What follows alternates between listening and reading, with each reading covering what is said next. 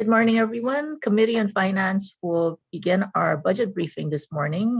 This morning we have Department of Agriculture and it will be followed by Department of Education. After the completion of the Department of Agriculture briefing, we will take a short recess to allow the Department of Agriculture personnel to exit the Zoom hearing and to allow for Department of Education individuals to be led into the hearing. So with that, I will be turning it over to Department of Agriculture Chair Phyllis Shimabukuro-Geyser. Good morning. Good morning. Thank you very much, Chair Luke and members of the committee. Phyllis Shimabukuro-Geyser, Chairperson of the Department of Agriculture for the state of Hawaii. I'd like to present our testimony on our budget before you, and I'm going to highlight rather than read it in entirety. But so, you have our mission statement on the first page of our testimony, and the Department of Agriculture has, a diverse range of responsibilities, including establishing and maintaining irrigation systems, managing agricultural land, marketing, business development, preventing the entry of invasive species into the state. And we also are involved in the pest and disease and eradication of those pests, maintaining healthy livestock industries, rabies prevention. We also are involved in food safety and quality assurance programs. We're continuing to move forward, to be a part of the state's economy, to stabilize our producers through this pandemic. And, the coronavirus pandemic has affected operations broadly across our department in terms of curtailing field visits, limiting staff's exposure to the public, shifting to online forms of communication, purchasing additional equipment, supplies for barriers, physical separation, sanitizing, disinfecting facilities, and requiring key staff to quarantine after potential exposure to the virus. So I would like to present highlights of our accomplishments since the last session. For land and water, our agriculture Resource Management Division continues to work with Department of Land and Natural Resources on the land transfers for Act 90. We continue to meet, staff meets monthly to review various parcels for possible transfer. And we also review DLNR's lease files for compliance issues and performing site inspections. Since our last briefing before you, in spite of the pandemic, 24 parcels representing 267 acres were identified and transferred from DLNR to our department under Act 90. For ADC, ADC has accomplished by selecting farmers to occupy and cultivate the remaining over 200 acres of the Galbraith agricultural lands. They've also selected farmers to occupy and cultivate over 850 acres of vacant agricultural lands in Whitmore and Pa'a areas. They are addressing criminal activity on those lands. They're also involved in CIP and infrastructure improvements on their Kauai lands regarding the Christian Crossing Bridge, and then also working on the NPDES permit for the Mana Plains. Besides various reservoir projects, deep well, and water irrigation projects. Supporting farmers and developing agricultural markets, our agricultural loan division in fiscal 21 provided 17 agricultural loans totaling $3.4 million. Among those loans were 10 COVID-19 emergency loans totaling $471,300 to assist farms and ranches to survive the economic downturn and adjust their operations to new markets. In session 2019, Act 151 provided the department $100,000, and the department concluded its update to the 2015 Hawaii statewide agricultural land use baseline. We worked in cooperation with the University of Hawaii Hilo Spatial Data Analysis and Visualization Research Laboratory. The total cost of the project was $191,801. The residual of that, after applying the money from the legislature, was covered by our barrel tax. Despite the challenges that occurred in the past 5 years between 2015 and 2020, and the decline in sugar production, there was an overall 7% increase in planted acres for all other crop types, with the largest gain in diversified agriculture. We also received $2 million from the legislature in session 2020. Of that money, we applied $1.5 million to administer the Grow Hawaii Agriculture 2021 initiative with awards to 6 recipients at $250,000 each. And this was to ramp up agriculture production and increase the state's gross domestic product. And we provided a link in our testimony for information on those grant awards. We also used approximately $100,000 of that same appropriation from the 2020 legislature to do a survey, and we contracted with the USDA National Ag Statistics Service for a commercial agricultural expansion survey. And the results from that survey of over 1,000 random farmers were that 66.9% of those operations were interested in expansion, and they could do it approximately within the next 6 to 9 months if they were given a grant amount of $100,000.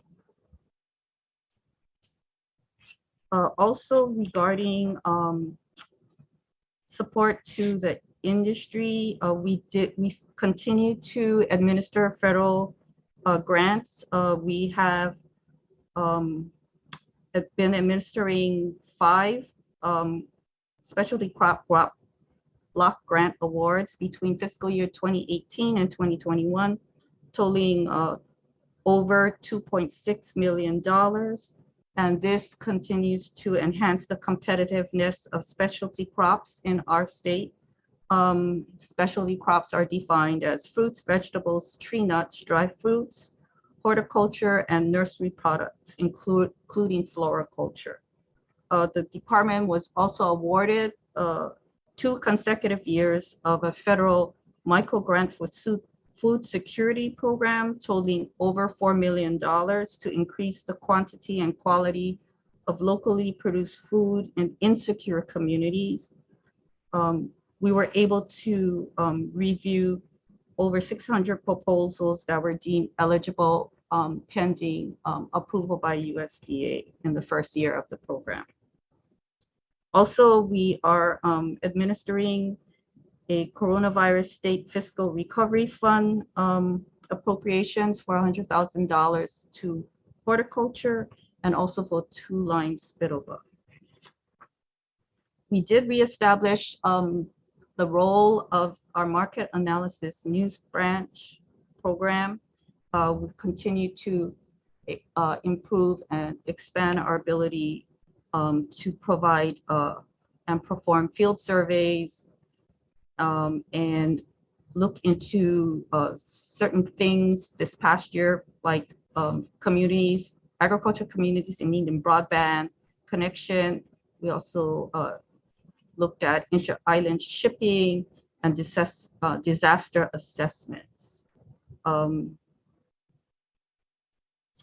The commodities branch continues to implement a FDA federal grant for FSMA, food safety, and we have developed a training program, that educational program, to help our produce industry to meet these FSMA requirements, to access markets and promote public health. Training so far has been offered to more than 400 participants statewide. For invasive species and the environment, the plant quarantine branch continues to maintain an average of over 99% inspection rate for brown tree snake on all aircraft, surface vessels, and associated cargo that comes from Guam and other known areas to have brown tree snake. Our Christmas tree inspections continue to be successful. There were 154 containers this past season, 90% from Oregon, 6% from Washington State.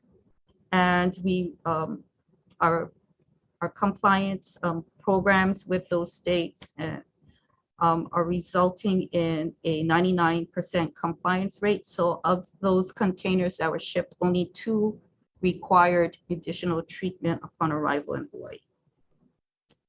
We also were able to transition from our previous outdated database, referred to as Invicta, and launch into a new database that we refer to as Kupono. Many of you are aware of the detection of coffee leaf rust in October 2020 in Hawaii. The department continues to work with outreach material, providing outreach materials and getting that information out to the public and the industry.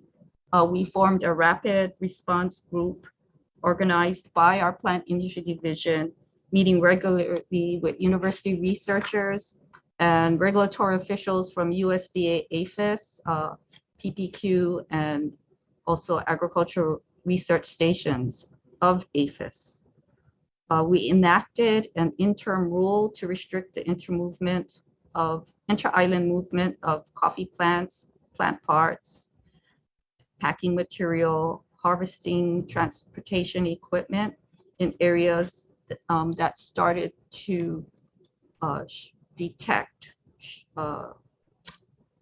coffee leaf rust. And that movement, when we initiated this interim rule, required movement by permit.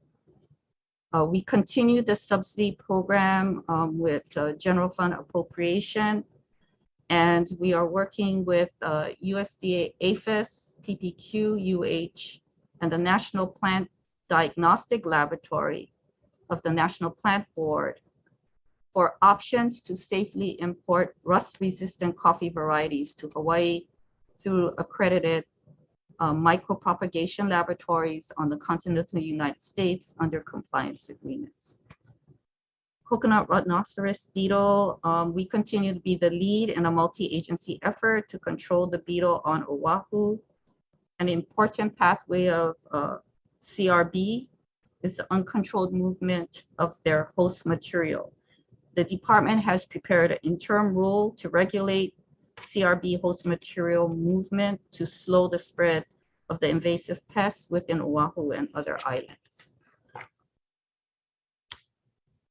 And plant industry pesticides branch provided outreach on pesticide safety, including worker protection standards to limited English proficiency clientele. We provided translated pesticide safety information to all LEP farming communities and processed over 1,000 RUP use reports for 2020. The pesticides branch registration licensing section also licensed over 3,000 pesticide products for household use, institution sanitizers, and other urban, structural, landscaping, golf course, invasive pest control, and conservation uses. We also worked with the coffee industry to get a approval from EPA, US EPA in May 2021 for exemption of a systemic fungicide to be used for coffee. The animal industry continues their work to do disease surveillance testing of livestock and shrimp brood stock. Animal industry has been able to maintain the state's disease-free status for animal diseases of high consequence in livestock and domestic animals to animals, and also for to protect public health. The department's budget requests increased the general fund appropriation by over $4.4 million in fiscal 23. A large portion of these additions are the result of changing the means of financing of positions from special fund to general fund. The conversion of these positions will provide some relief to the pest inspection, quarantine, and eradication special fund and increase the fund's solvency. A major operating request for $800,000 in general funds will allow for the expenditure of funds obtained from a settlement of a pesticide use violation for the creation of a pesticide disposal program that was a condition for the receipt of the settlement funds. The settlement funds were deposited into the general treasury in fiscal 2020. Our general fund requests restore funding to some positions in various programs and provide funds for items that were previously funded by special funds that were abolished. Our requests are located in Table 6. Our capital improvement program requests a total of over $30 million and includes funds for remediating tar at the Halava Animal Industry Facility, development of the Royal Kunia Ag Park for small farmers, and various projects to improve agricultural infrastructure. And our CIP requests are located in Table 15. And with that, I am available, and our staff, I have all of our division administrators and branch managers, and also the executive director of ADC in the waiting room and are available to answer the technical questions. Thank you. Thank you, Chair Shimabukuro-Geiser. Any questions, members? Representative Martin. Thank you, Chair. Good morning. I have a question. In my district in Waimanalo, we have a small coqui frog infestation, and you folks have been working to keep that from spreading and growing any larger, but I don't think there have been the resources to really go in and get rid of that infestation. And I understand that those efforts may have stopped or may be stopping due to lack of funding. And I was wondering what the situation is and what can be done to keep that program going so the coqui frogs do not establish a permanent population and spread. Thank you. Thank you, Representative Martin, for that question. We have not stopped our efforts. We have been working closely with DLNR, DOFA to team up our resources. And I would like to introduce and call up our new plant industry administrator. That was one of the key recruitments that we filled since last session.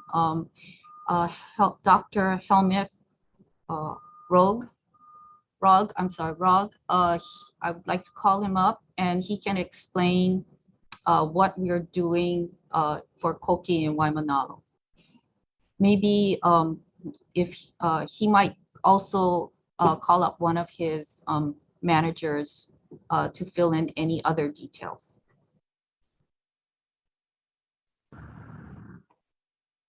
Go ahead, Helmut. Good morning, Chair Luke and members of the committee. For the records, I'm Helmut Rogg, Plant Administrator for the Hawaii Department of Agriculture, and thank you, Chair Shima Pukuru-Geiser. Yes, we are continuing the work at your location, Representative Martin. I was actually out there myself with our team catching frogs at the end of last year, which was my first experience, which was very exciting.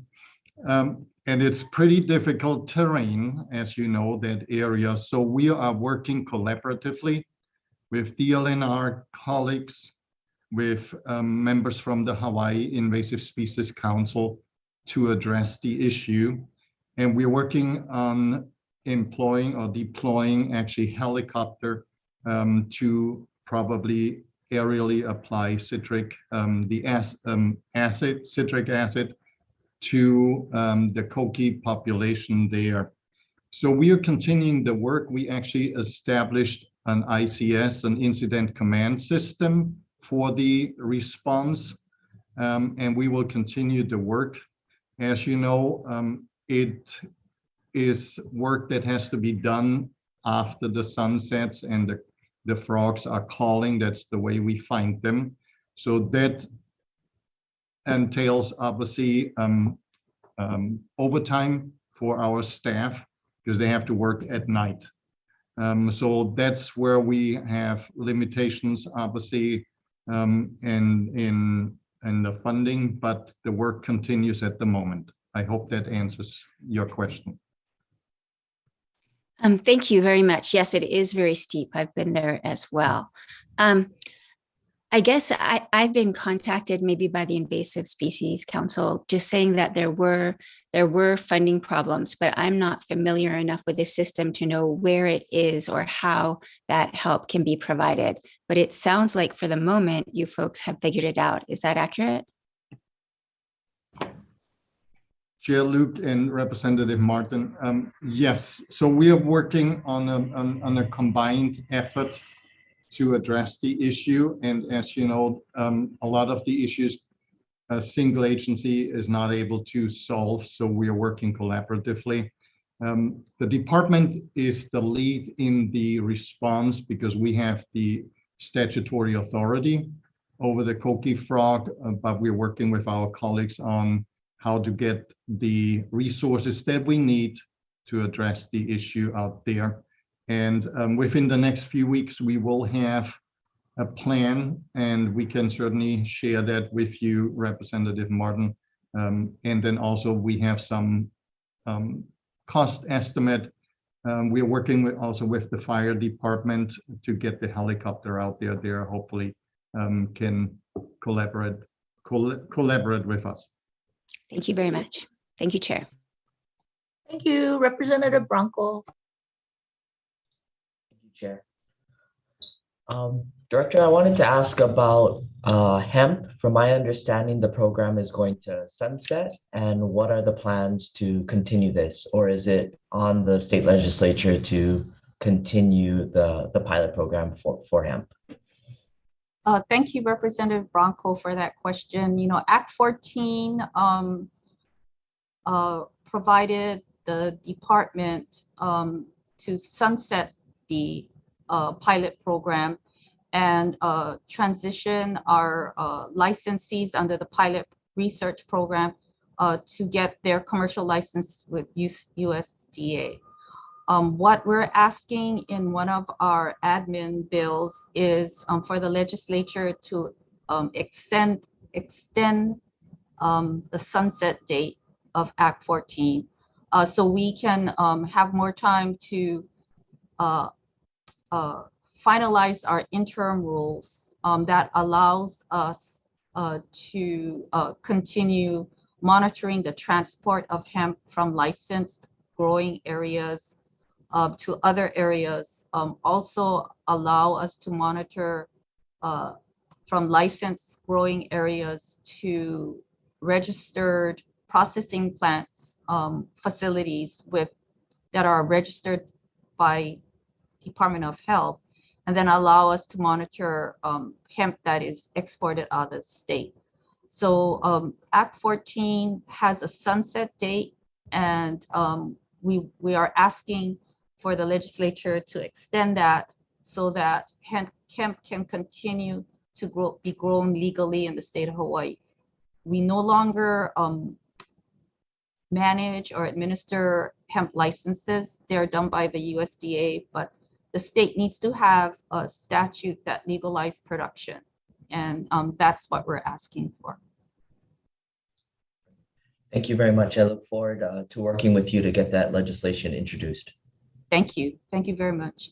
We actually have over, I think, approximately 78 licenses in the state of Hawaii to grow hemp, that according to USDA.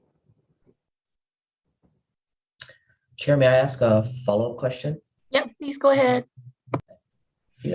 I wanted to just follow up on, so recently some of us visited some agricultural farms, especially some hemp farms, and then there have been complaints from, in my opinion, gentlemen farmers about the production, but these farmers are doing what they're supposed to do in the zone that they're supposed to do. And I think these complaints are trying to stop farmers from being able to farm in agricultural lands is against, the right to farm. And so I was curious of what the department is doing to help protect our farmers. Thank you for that question, Representative Bronco. Last year, there was a similar situation on the island of Maui, and where the surrounding community, some of them supported the hemp farm, the production. Others opposed it because of the realities of growing hemp, which is, hemp has during the year, a certain season, there is a strong odor, or depending whether you perceive it as an odor or a scent.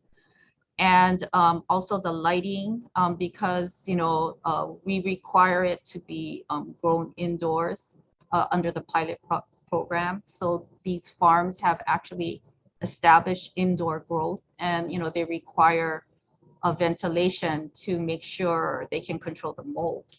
Well, there was conflict between the agricultural use of the land for hemp production, other uses, or people that reside on their ag lots, and we suggested to them that they mediate. They decided to mediate, so we referred them to the Agriculture Mediation Center. We don't know what the outcome has been about that, because mediation is confidential, but we did refer them to that service. Also, currently the purview of nuisances regarding noise, light, odor, vectors, are done by the Department of Health and their vector control branch. They have the expertise, they have the equipment to monitor sound levels. We don't have that. So we work closely in conjunction with Department of Health whenever the complaints rise to our level. But we did refer them to mediation, and we didn't hear anything since that happened. Thank you. Thank you. Thank you. Representative Kobayashi. Morning, Phyllis. Good morning. Could you give us an update on your vacant positions? Sure. Our vacancies are on table 11. That's not good. Stable at 1/3? Well, we were affected by several factors beyond our control. I'm sorry for the background noise. I have someone weed whacking outside of my office. What happened was, after the hiring freeze was lifted, then we also had to deal with a couple of rifts that affected some of our positions. So there was a rift with Department of Health between March and April, and DOT between April and May. After the end of the fiscal year, when the freeze was lifted, our department was in the last tranche or tier to get all our employees trained for HIP time and leave. So because we had to train all of our employees to make sure that they would be able to smoothly transition to the automatic payroll, we were not able to recruit between July and the beginning of August. So last calendar year, our recruitments were actually only been, I guess, par or back to normal levels with our HR since August through the end of the year. We do have approximately 18 positions that we cannot recruit for because of DAGs had a RIF initiated in November. So we have many You have positions. over 30% vacancies still? Yes, including those that we cannot recruit for because of the RIFs. Have your vacant positions increased or decreased? Sounds like you said stable. No, our vacancies have remained in the 30 something level. Most of them were from retirements. We had many employees that elected to retire. We don't know if it, their decision might have been influenced by the COVID procedures that we had to implement, the vaccination and testing.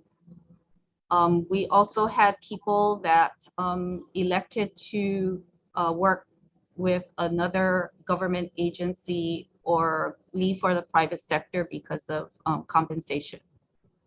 Some of our employees decided during the pandemic to go back to school. So those were the main reasons for our vacancies. We have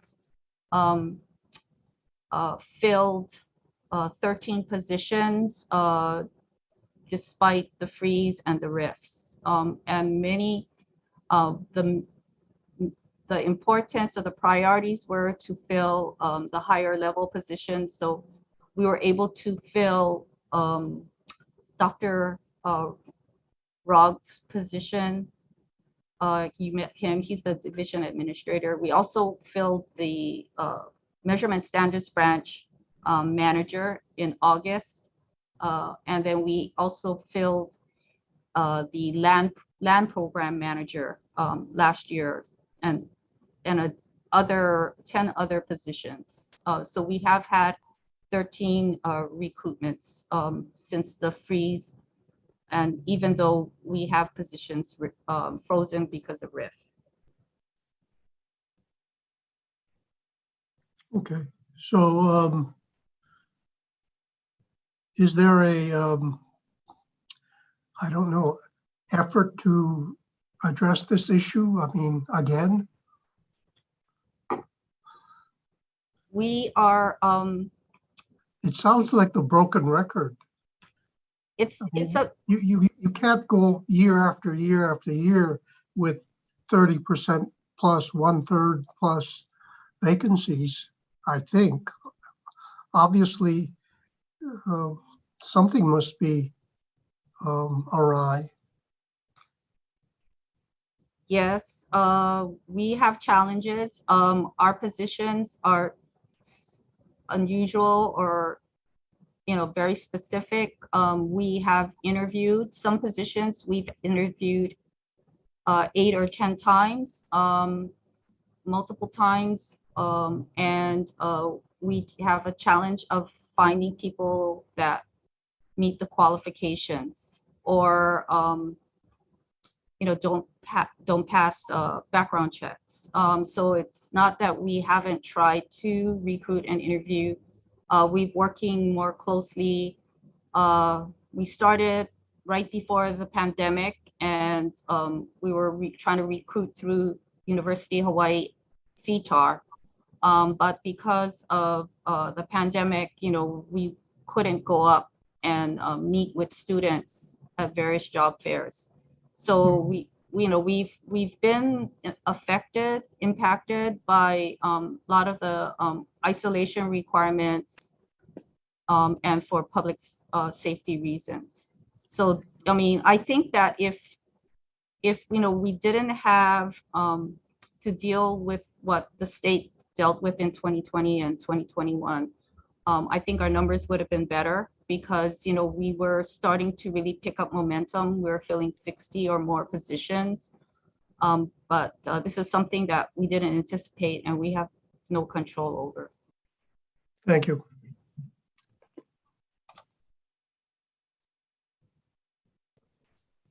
Thank you. Representative Peruso. Aloha, Director. I was hoping that you could explain the plan for restorative aquaculture, which is briefly mentioned in your testimony. If you could explain that for the committee and the public. Okay, thank you for your question, Representative Peruso. I'd like to call forward our manager with our livestock support services, aquaculture and livestock support services, Todd Lowe. He is the lead for that project. Todd, can you please inform the committee? Hey, good morning. Thanks for the question, Rep. Peruso and Chair Luke and the rest of the committee. My name is Todd Lowe, and I'm in charge of the Aquaculture Development Program, and we currently sit in the Animal Industry Division. As you know, aquaculture it remains an untapped potential area for growth for the livestock industries here in Hawaii.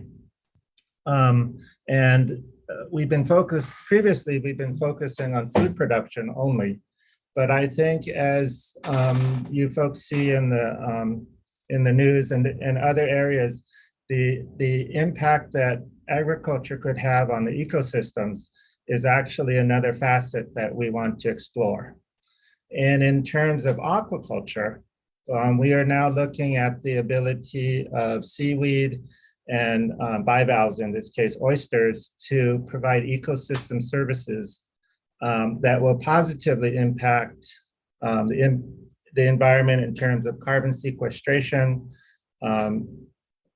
ocean acidification mitigation, and just general water quality improvement. And that would also, as an aside, increase agriculture production. So in this case, it's a win-win for both the conservation aspects of agriculture and the production side that, of course, this committee and the Department of Ag continues to support. We're not too far off from actually deploying some things. We have currently, there's community outreach programs on both sides. There's the efforts to work with the Hawaiian fish ponds, and there's limu huis in different areas that are trying to restore the seaweed out in the nearshore areas. And also there's other outreach with the Department of Defense using oysters in both Pearl Harbor and in Kaneohe Bay. So there's plenty of literature out there that I could share with the group if there's more interest. And we continue to push forward for this initiative. The interesting thing here is that this is actually would be a collaboration between a bunch of entities, including the academics, but also it would include the Department of Land and Natural Resources, Department of Health, because they're looking at the food side of things, DBED for planning. DBED is running their Office of Sustainability, and planning is running the Ocean Resource Management Plan, which includes these industries. So it is a kind of a new territory, and we see it as not, typically we're a little bit adversarial sometimes on the conservation side, but in this case, it would be more of a collaborative effort. That's just a kind of a brief brushstroke of where we're going. I'd be glad to provide more information if you need. Thank you.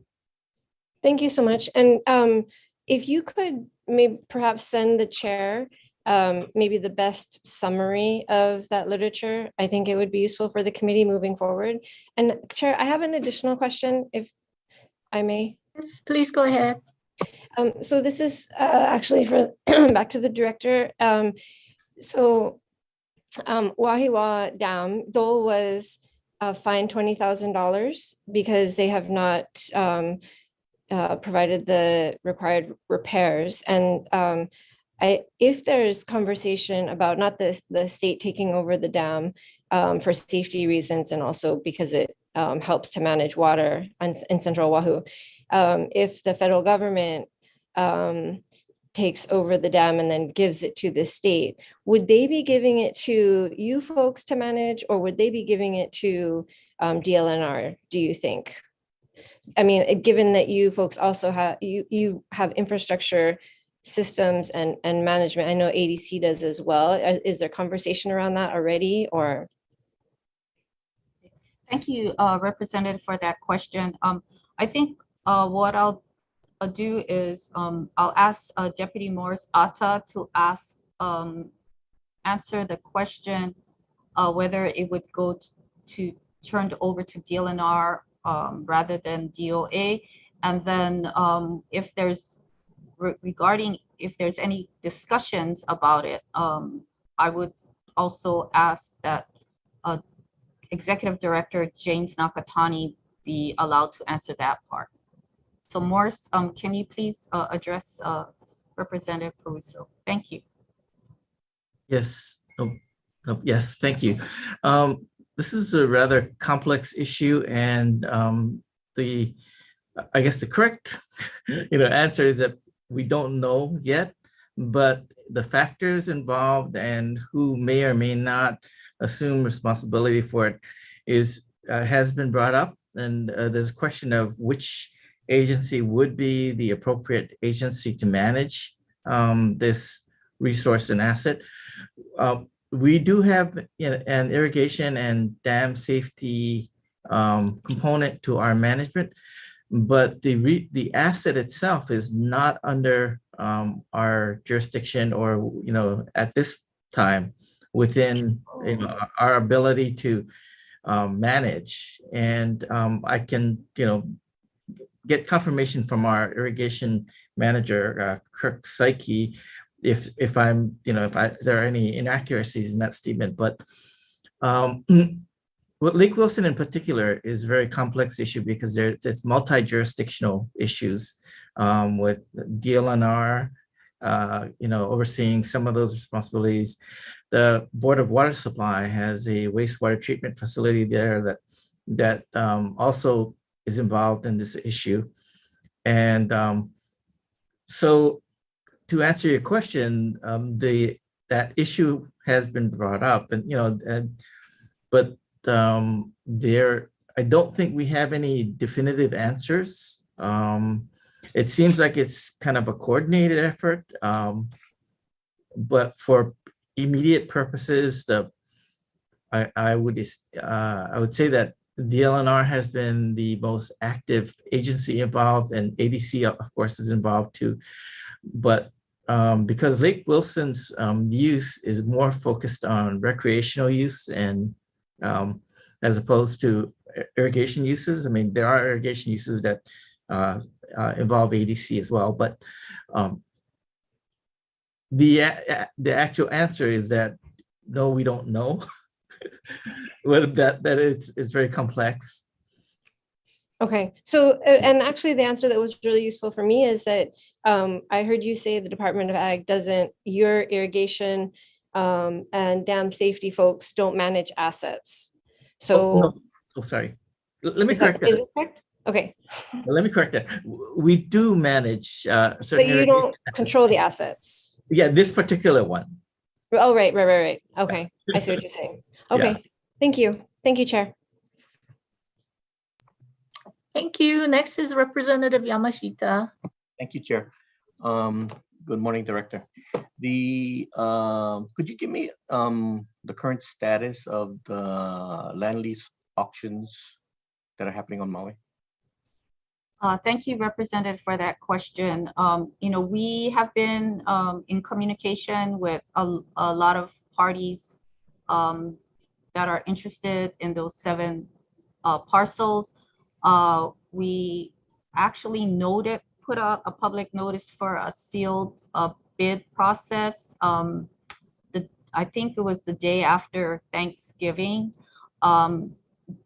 And since then, we've listened to the concerns of the community. So right now, the public notice did expire. We have received packages or proposals. We have not reviewed any of them because we are considering pivoting to a virtual or live auction rather than a sealed bid process because of what we've been hearing from the cattle industry and then also the Maui community. But we're doing some research right now. We're waiting to hear from what the connection for water exists on those parcels. Because we heard that there's concerns of the accuracy of information regarding water connection. And we're also looking at what it will take for us to change to a virtual or live auction.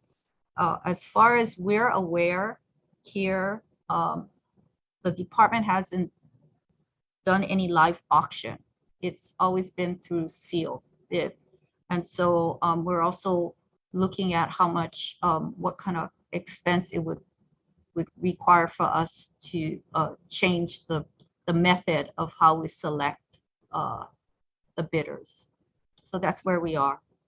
Thank you. I appreciate that slight pivot, but because of the situation. So I appreciate that. Yeah, we're listening to your stakeholders and our stakeholders as well. Okay, I appreciate that. Thank you.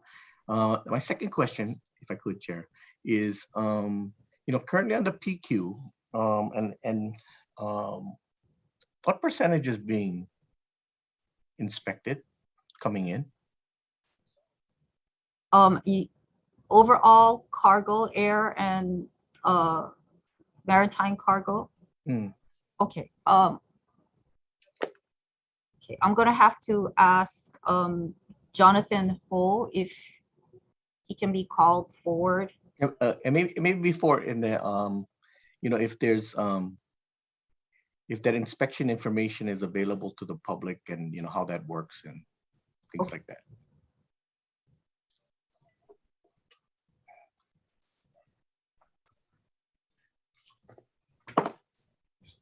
Jonathan, do you need the representative to repeat the question? Did you hear the question?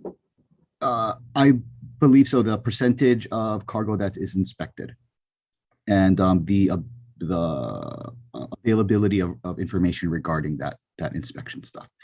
Thank you for the question, Representative, and good morning, Chair Luke and members of the committee.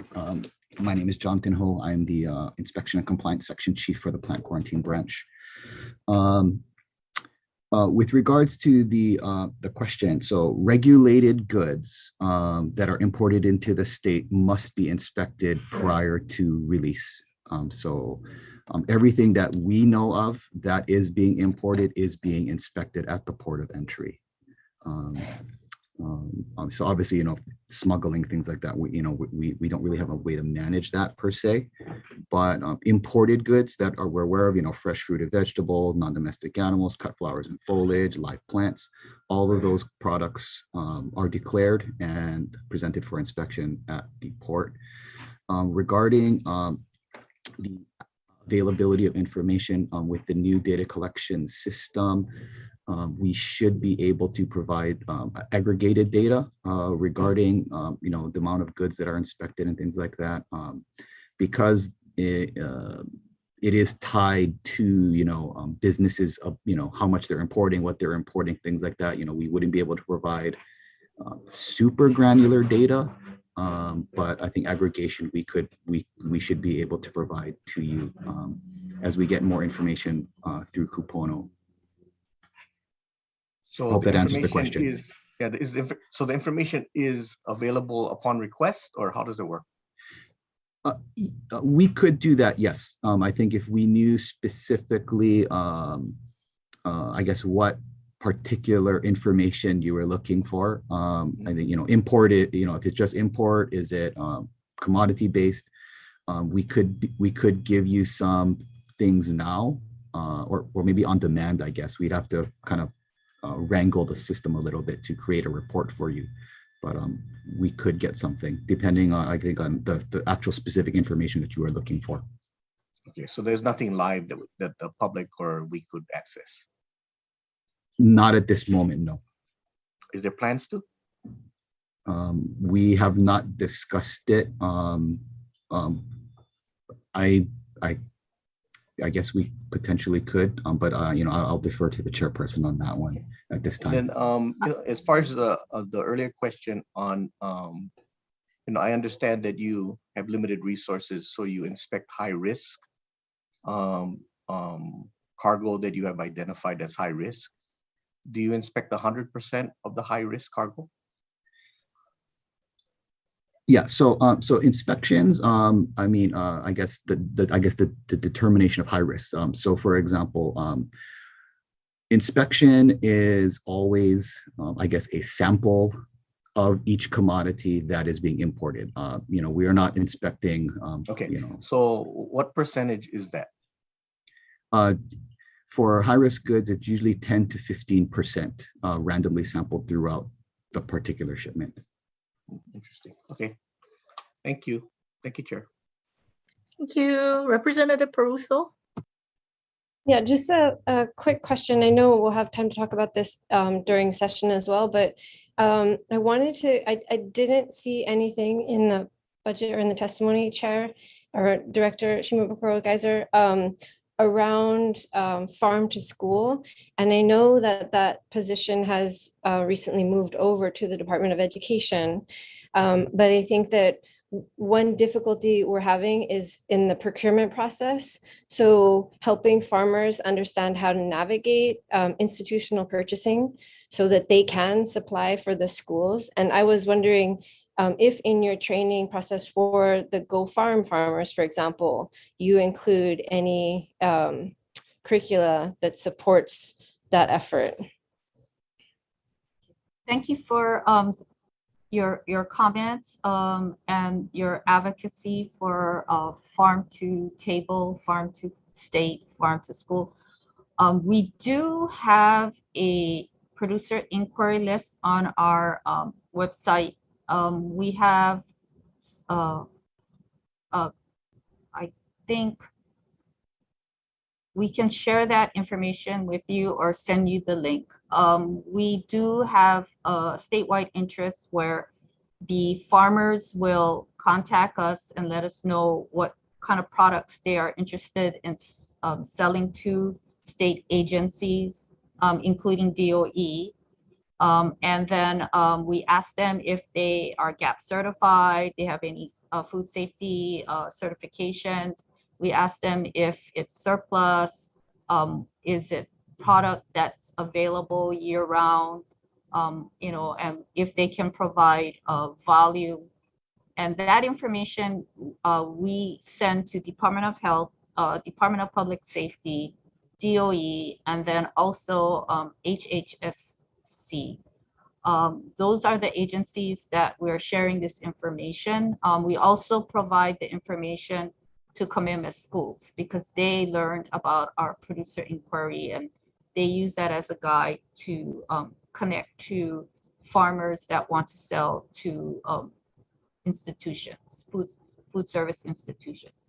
We're also working together with DOE on a opportunity to apply for a federal grant, which is the Local Food Purchase Agreement Grant. And we're working together to see if that grant can help supplement the school meals for the public school system. That's great news because that's the approach a lot of states take. And I'm really excited that the federal government might be funding that for us. So thank you so much for the information. Thank you, Chair. Thank you. Thank you. Any other questions? If not, thank you very much, Chair Shimabukuro Geyser. And we will take a short recess while we allow Department of Agriculture to leave the Zoom room and we will admit Department of Education. So short recess. Thank you.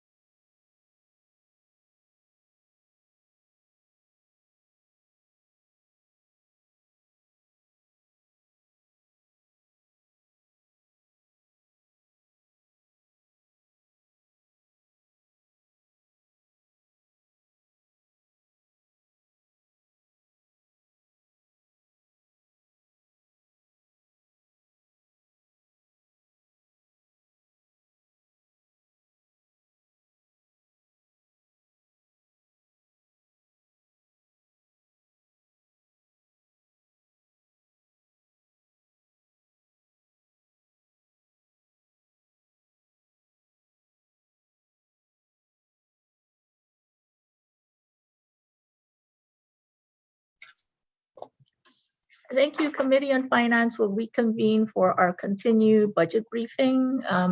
We also have Department of Education. Welcome, Superintendent Hayashi. I understand you have a presentation. So I will turn it over to you. Thank you very much. Good morning, Chair Luke, Vice Chair Cullen, and representatives. Interim Superintendent Keith Hayashi. Thank you for the opportunity to share an overview of the Department of Education's supplemental budget requests. With me today is Deputy Superintendent Phyllis Unibasami. Finance will reconvene for our continued budget briefing. We Oh. also have Department of Education. Welcome, Superintendent. I'm sorry about that. With me today is Deputy Superintendent Phyllis Unibasami and Chief Financial Officer Brian Hallett. Also on the line are our Assistant Superintendents who are available to answer any specific question committee members may have.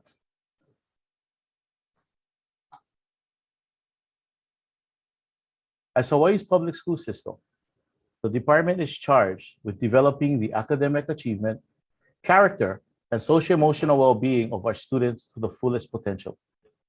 We take seriously our mission to ensure all students are provided with the educational opportunities to reach their aspirations. Our budget request aligns and supports our ability to carry out this mission.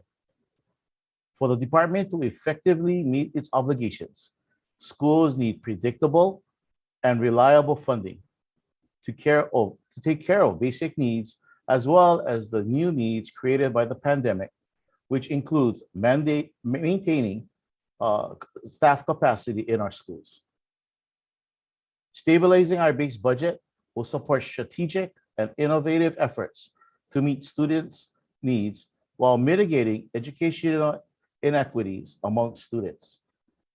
This will also allow schools to leverage federal relief funding to focus on three areas that have been brought to the forefront because of the pandemic.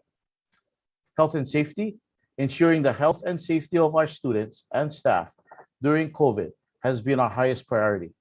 This includes securing PPE, sanitation, COVID testing, and additional dedicated health positions such as nurses, certified nurses assistants, and medical assistants to help with COVID response. Social and emotional learning. The pandemic has taken a significant toll on the social emotional well-being of many of our students and staff. Needs in this area include professional development on addressing the needs of our students and more counseling services. And third, accelerated learning. Our students' academic performance has been hard hit by the disruption caused by the pandemic. Needs in this area include professional development in math and reading instruction, high dosage tutoring, and summer and after school programs. Next slide, please. Our K-12 system supports economic and social development. Investing in public education has far-reaching implications on the health of our economy and workforce development. Starting on the left of the diagram, our public schools prepare students for college, career, and community success. We ensure graduates possess the attitudes, knowledge, and skills necessary to contribute positively and compete in a global society. As we move counterclockwise to the lower right, we find workforce development. Together with continuing education, it fuels growth, ensuring that employees have the competitive skills, knowledge, and attitudes to support current, emerging, and future businesses and industries. There is economic and social development, investing in growing our economy and enhancing the prosperity and quality of life will ensure all residents to journey toward their dreams with confidence and dignity. Strong economic and social development within our society then supports our K-12 system, beginning a new cycle. Next slide, please. Our vision for workforce readiness and the outcomes we want for all of our graduates are grounded by Nahopeno Ao, or Ha. The word Ha in Hawaiian means breath. We work together as a system to develop the competencies that strengthen a sense of belonging, responsibility, excellence, aloha, and total well-being, and Hawaii, or breath, in ourselves, our students, and others. The yellow arrow symbolizes the student journey from early education to elementary school, to middle school, to high school, with each laying the foundation for the next. Schools within the school complex work collectively throughout our students' K-12 journey to prepare them for life after high school. The blue layer represents our wraparound strategies, such as data systems, the Hawaii multi-tiered system of support, smaller learning communities, and literacy to facilitate student success. These strategies help us to individualize supports to best address student needs from early education through high school graduation. Thus, this layer surrounds the entire student's journey. The orange layer represents workforce readiness, which is most relevant to our secondary grade levels, but also is applicable to our elementary schools. Having a strong connection between high school and workforce development requires a strong system that provides quality education opportunities for students to learn and grow. These include career pathways, internships and certifications, entrepreneurship, and college opportunities. Finally, the outer green line represents our outcomes. The general learner outcomes, ensuring our students are self-directed, collaborative, effective, and efficient. Professional skills, ensuring our students are employable. Financial stability, ensuring our students are able to earn at least a living wage. And the culture of giving back, ensuring our students have heart, not just smarts. These are outcomes for all of our students. This is data that you are all familiar with. I would like to point your attention to the percentages at the bottom of the slide. Our economically disadvantaged student population has been steadily increasing and currently stands at more than 50%. Prior to the pandemic, it was 47%. Our special education and special needs student population has also significantly increased to 13%. Thus, more resources are necessary due to the increased need for student support. Student success continues to be our main goal. Our Strive High performance system remains in place to monitor student performance according to federal accountability requirements and the state adopted measures focused on student achievement, equity, and success. Our school year 2020 to 2021 Strive High results were released in October. The data reflects downward trends in academic performance seen across the nation as a result of the impact of the pandemic. On average, 88% of students were learning in blended or virtual environments last school year when these performance results were captured. Thus, the overall results emphasize the importance of having students back in the classroom for in-person learning and inform our plans for target supports and resources. We know the pandemic has had and continues to have a major impact on student learning. Next slide, please. Federal funds continue to play an important role in supporting our public schools. Congress is still working on its federal fiscal year 2021 to 22 appropriations for education programs, thus the TBD. We anticipate federal funding for federal fiscal year 2022 for recurring federal programs will, at a minimum, be maintained at current levels. Next slide, please. The pandemic will continue to have a residual impact in the coming years, and the department appreciates the federal relief funds awarded to address critical health and safety issues, learning loss, and other impacts that jeopardize the stability of public education. The federal relief funds were used to help maintain school and complex level budgets in fiscal year 2022 and 2023. During the last legislative session, to offset significant declines in revenue, the legislature converted several general funded obligations to federal funds for fiscal year 2022 and 2023. This, however, is not sustainable into the future, and the department is requesting the restoration of the essential costs for the upcoming fiscal year. The department is hopeful that the cuts can be restored to minimize any dramatic impacts to the school level. The restoration of these core services will also go a long way to meet the state's maintenance of effort requirement and allow the department to leverage the federal America Rescue Plan Act, ARP, ESSER 3 funds for longer-term recovery needs. Next slide. With consistent and predictable general fund support from the legislature, the department will leverage $412.5 million in federal American Rescue Plan ESSER 3 funds to supplement school and complex area budgets to address these areas. Increase health and safety requirements, social-emotional learning, and accelerated learning. Following the instructions, we have included a link to the annually produced non-general funds reports. We know that last year, the revenues, expenditures, and ending cash balances of these funds were heavily scrutinized and adjustments were made accordingly. These reports have been updated to reflect our latest projections. This is an overview of the department's budget cycle. Generally speaking, our process follows the typical cycle of other Hawaii State Executive Branch departments. For fiscal year 2023, we developed 5 main focus areas for developing our budget. The next slide will talk a little more about these focus areas.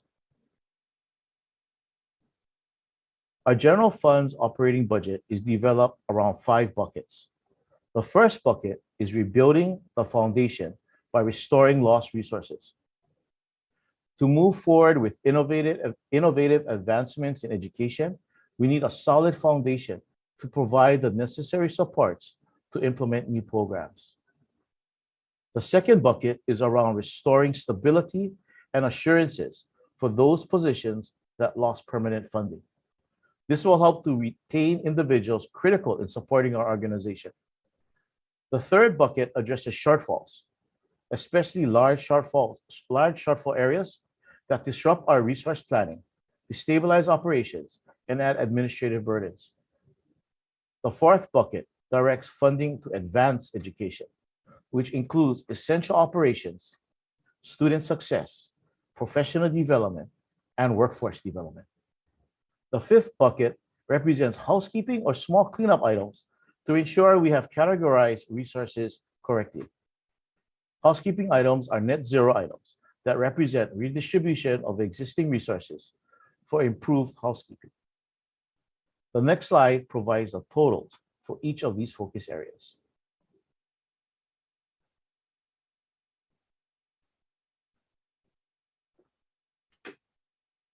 This is a breakdown of our 270 million requests by bucket.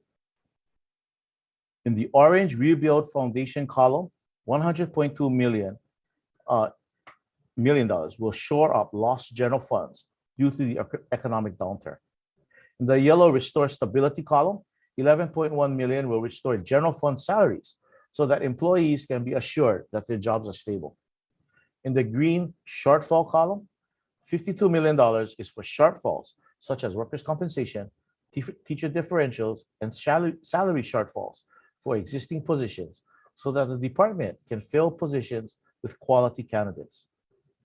And in the blue advancing education column, $106.9 million for advancing education, of which $78.3 million is one-time funding to help schools with repairs, maintenance, equipment, and other essential school operations. On the next slide, we'll go into a little more detail on the advancing education category. Advancing education comprises 4 components. Essential operations. The essential operations component includes school food service, student transportation, maintenance of facilities and equipment, custodial services, and utilities. These are necessary to keep our schools and offices functioning in order for our schools to be successful and for our teachers and staff to have the basic tools needed to perform their tasks effectively. Example in our requests include $1 million for air-conditioned classroom environmental sensors, which will monitor carbon dioxide, temperature, relative humidity, and particulate matter to assess and optimize classroom conditions. Optimize energy use and mitigate exposure to airborne infectious disease. Student success. The success of our students is dependent on the educational opportunities provided from within the classroom to beyond the confines of the school and the services and support delivered and equitable access to these opportunities. Examples in our request include $6.4 million for resources for new facilities, so students in these new classrooms will have proper supplies and equipment. Another area is teacher and staff development. Teacher and staff development ensures employees are equipped to address an array of student needs, to facilitate student success, and to strengthen their subject knowledge. Examples in our request include $1 million for the special education teacher mentor program. And lastly, workforce development. In our efforts around workforce development, we will better prepare students from elementary school through high school for the current and future workforce by providing educational opportunities that expose students to viable career paths while allowing them to gain the necessary skills for future employment. Examples in our request include $461,000 and 5 permanent positions for a program dedicated to supporting the implementation of work-based educational opportunities for all students. In the area of capital improvement projects, we continue to focus on the categories listed on this slide. The projects will be selected from the prioritized list the department provided to the Board of Education. Some examples of prioritized projects include, in the deferred maintenance category, projects involving repair and maintenance, electrical and infrastructure improvements, hazardous materials remediation, and various renovations to school facilities. In the compliance category, projects to bring us in compliance with the American with Disabilities Act, including architectural barrier removal and gender equity requirements.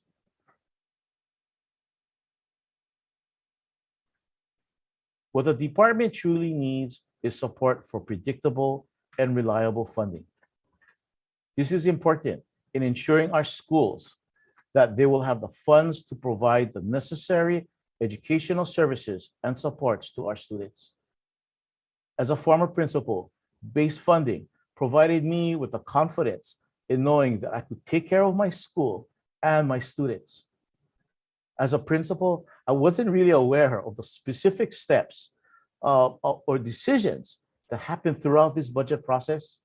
But what was important to me was that the funds that I had planned for would be there to allow me to effectively execute the many interdependent learning opportunities for our students and staff, as well as how it all connected the schools and students within our K-12 complex continuum. I can confidently say that in my 12 years as principal at Waipahu High School, I was never disappointed. Our funds were there, the supports were there, and thus we all worked together to implement opportunities for students that supported the My Voice, My Choice, My Future mission. Those opportunities that truly mattered, supported passion, and created purpose for our students and school community. Thank you for this opportunity to share, and thank you for your continued support, which is so critical to the success of our public education system. My team and I are standing by for questions regarding our budget requests. Mahalo.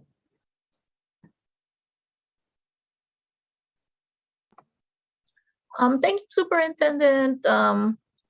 Let me get some, there's a bunch of questions forming, but before I go to members' question, something that you raised triggered a question. So so you were at Waipahu High School. The difference between Waipahu High School and many of the other schools within our system is because Waipahu High School was a Title I school. Waipahu High School benefited from significant amount of Title I funds that, as you know, we cannot supplant. And because of that, Title I schools actually benefited greatly from additional funds that non-Title I schools receive, and rightly so, because Title I schools need additional help. But because of that, Waipahu High School benefited from carryover balance of about $1 million every year. That's very different from non-Title I schools where you don't have the additional help. So one of the things that, as you stated, and your comments about, okay, you needed you wanted to do all these things because you had funds. I hope you realize it's a little bit different between Title I and non-Title I. And a lot of non-Title I smaller schools don't have the type of discretionary funds that Waipahu High School sometimes had. So if you can keep that in mind as well, and maybe one of the things we should have further discussions with you about is how do we, if we want to continue to empower principals, as you have done a great job in Waipahu, is there a way that we can empower principals and at the school districts as opposed to having a one-size-fits-all system where you lay out the entire plan for the entire state? Because I think one of the things that we all recognize is that every school is different and all the schools have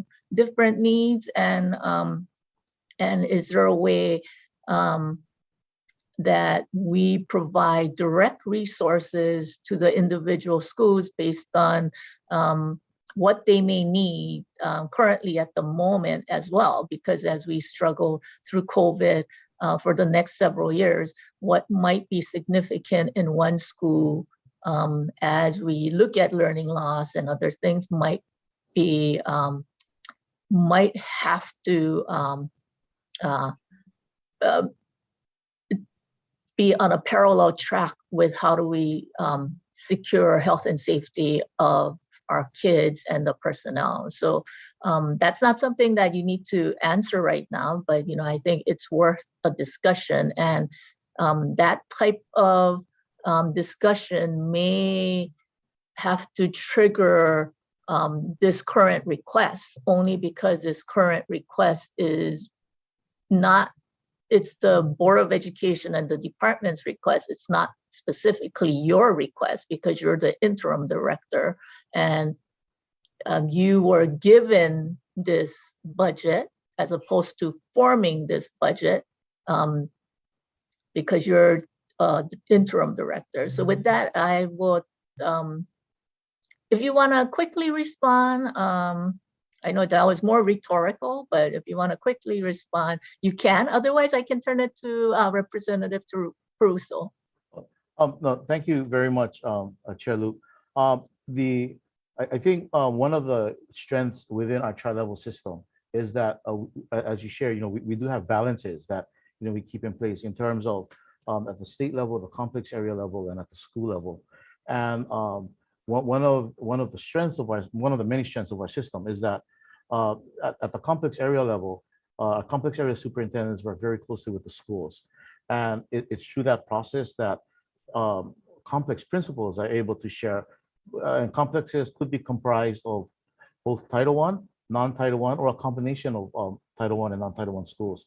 So that I think is as you shared, is really important for us to continue to strengthen as we move forward, as the CASs and the principals work really closely together to identify those needs that are unique to each complex area, while at the same time kind of maintaining and moving forward as a total system in the DOE.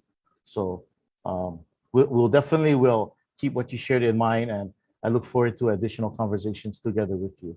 Thank you very much. Thank you. I'm sorry, I was mistaken.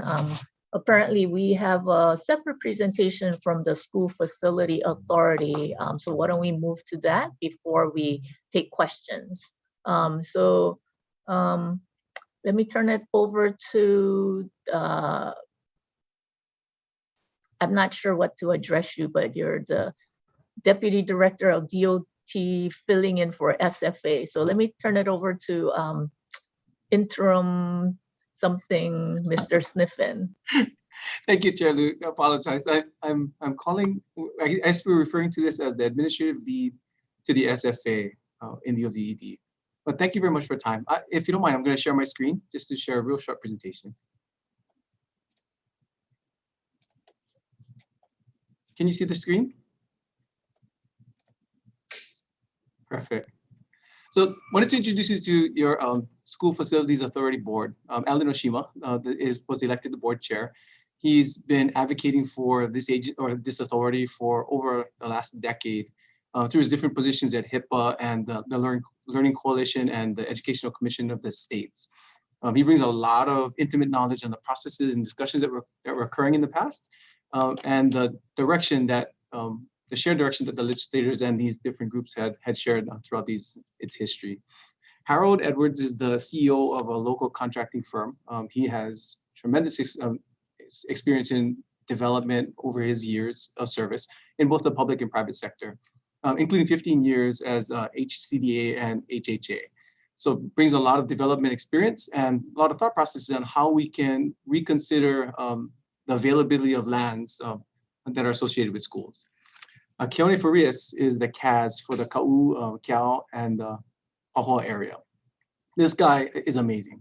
Can-do attitude, extremely innovative, and defaults towards action. I really love working with him.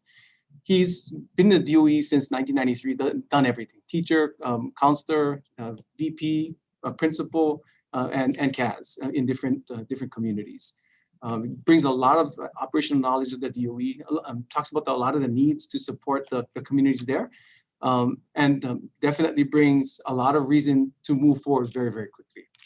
Bettina Maynard, she's the CEO of a local architectural firm, definitely brings architectural chops to this board, brings a thought process focused on resilience and sustainability, and also brings a higher level thought process on how we can maximize the efficiency of school lands and maximize the learning opportunities given the resources that we have.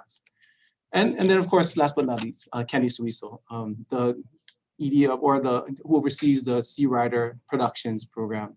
I mean, one of the most creative and innovative and successful eduprizes in the state. She co-founded the program when Keone started his career in the DOE that long ago. Moved it forward and is involved in the fundraising in this effort.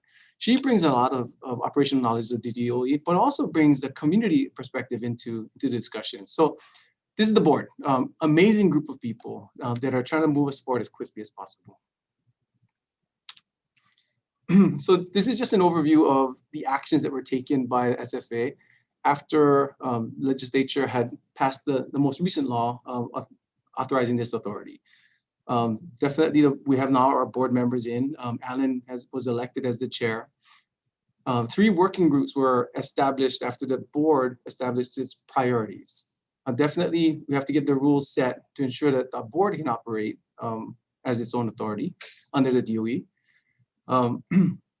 The board's #1 priority at this time is to support affordable teacher housing in communities of concern, and definitely looking at the affordable housing pieces that are tied to it. During last year, we worked with DOE to move forward on the land transfers from the counties to the state. And for the most part, the neighbor islands are set. We're still working with city and county to get those lands over to DOE. For 2022, the big push is to ensure that we start hiring the personnel that are necessary to run the SFA, to stand that up. We've asked for funding for 4 positions, the ED, the CFO, and 2 project managers that are going to be slashes. One project manager is going to be working on communications and community relations, and the other is going to be set for rules and running that process as well. The administrative rules process is running now. We expect to initiate it in the spring of this year and finish it by fall of this year. The projects that we're working on based on the legislative budget from last year with DOE are listed below. These are the 6 projects that we're looking at running right now. And of course, because the SFA doesn't have staffing at this time, we're working with DOE to deliver the projects. We have an agreement that we're drafting with DOE to inform how the projects would be running in coordination with the SFA. The teacher housing, and I keep calling this teacher housing, but the intent is to ensure that we address the need for teacher housing, but also don't forget that there's a need for housing beyond just teachers, for administrative staff and for DOE staff as well, in areas where we find it difficult to bring in good people due to the housing situations. So these are the areas that we're focusing on right now. So in the budget this year, we're asking for, the SFA was not funded last year. The positions were authorized, but not funded. This year, we're asking the governor for $300,000 in operations funds to kind of float us for the rest of this year through ARPA. And then we're working for, we're requesting in the budget, $1 million for the 4 positions that we talked about before, and for board operations and SFA operations. We're also requesting another $40 million to support subsidies for affordable teacher housing. So in general, the way we're working this right now and trying to address the need as quickly as possible, we're looking at school lands definitely where affordable housing could be developed for to support schools. But we're also looking at opportunities to work with developers who are already developing their communities. We're trying to see what governmental resources can be put into their developments to incentivize more affordable housing that are directed specifically towards teachers. This subsidy helps us bring funding to the table in areas where we cannot use LIHTC or HUD funding because of the restrictions that we're trying to put on it. So that's just a short description of the SFA operations. Thank you very much. Thank you, Administrative Lead for SFA, Ed. So we'll go with questions. So Ed, maybe you want to stop sharing your screen. And let me figure out how to do this, man.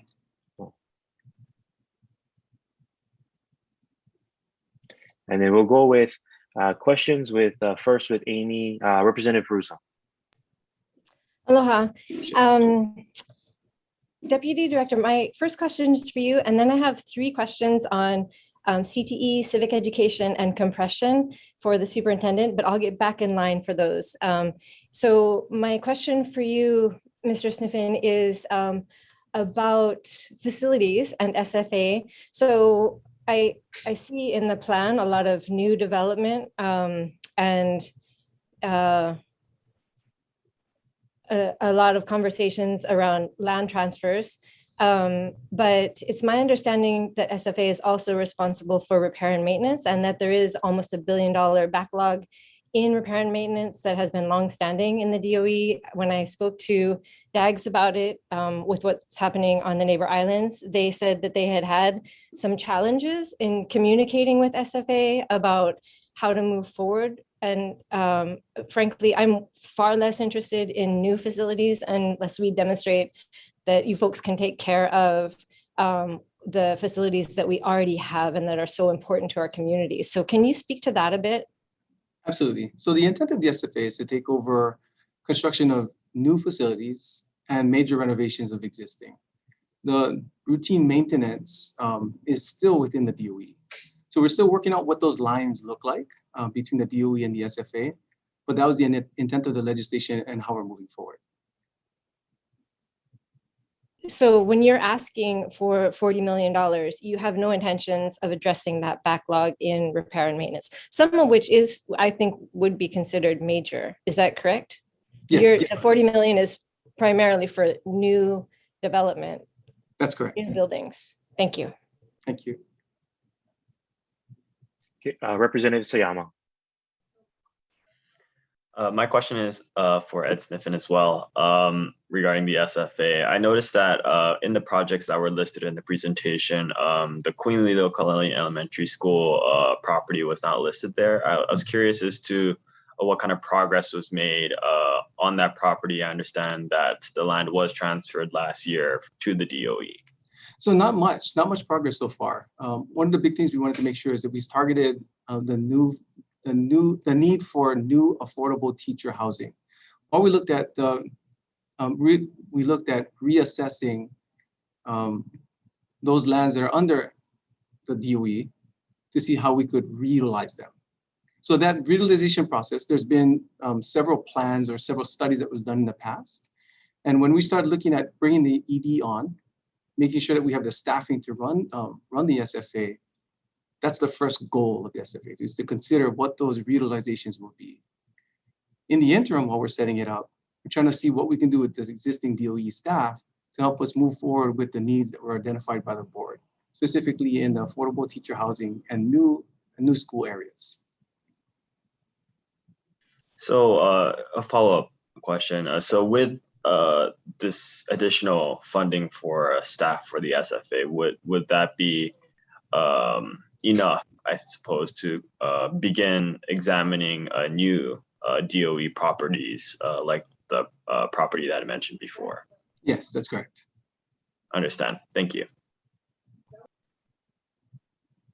Representative Wahlberger.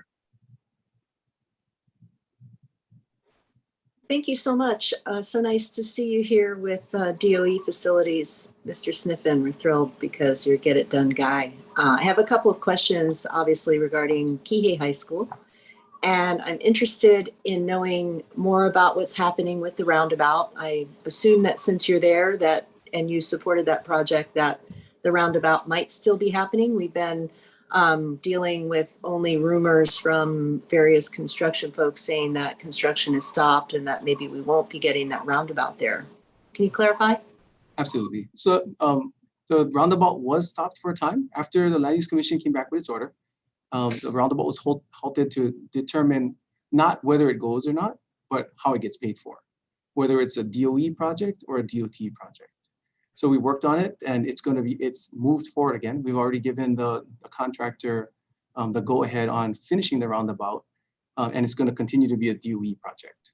So it's going to get built. That's very good news. Thanks. And if Vice Chair would indulge me in one more question to Mr. Sniffen. I'm interested. I spoke with HYEMA Director Myers, and I'm trying to put together plans to create better shelter opportunities. And he expressed an interest in investing in existing and developed state facilities instead of coming in and starting over. He can bring in, he insinuated he can bring in funding to make higher ratings for the buildings. And so I'm interested in knowing at what rate is the new Kihei High School slated for storm preparedness?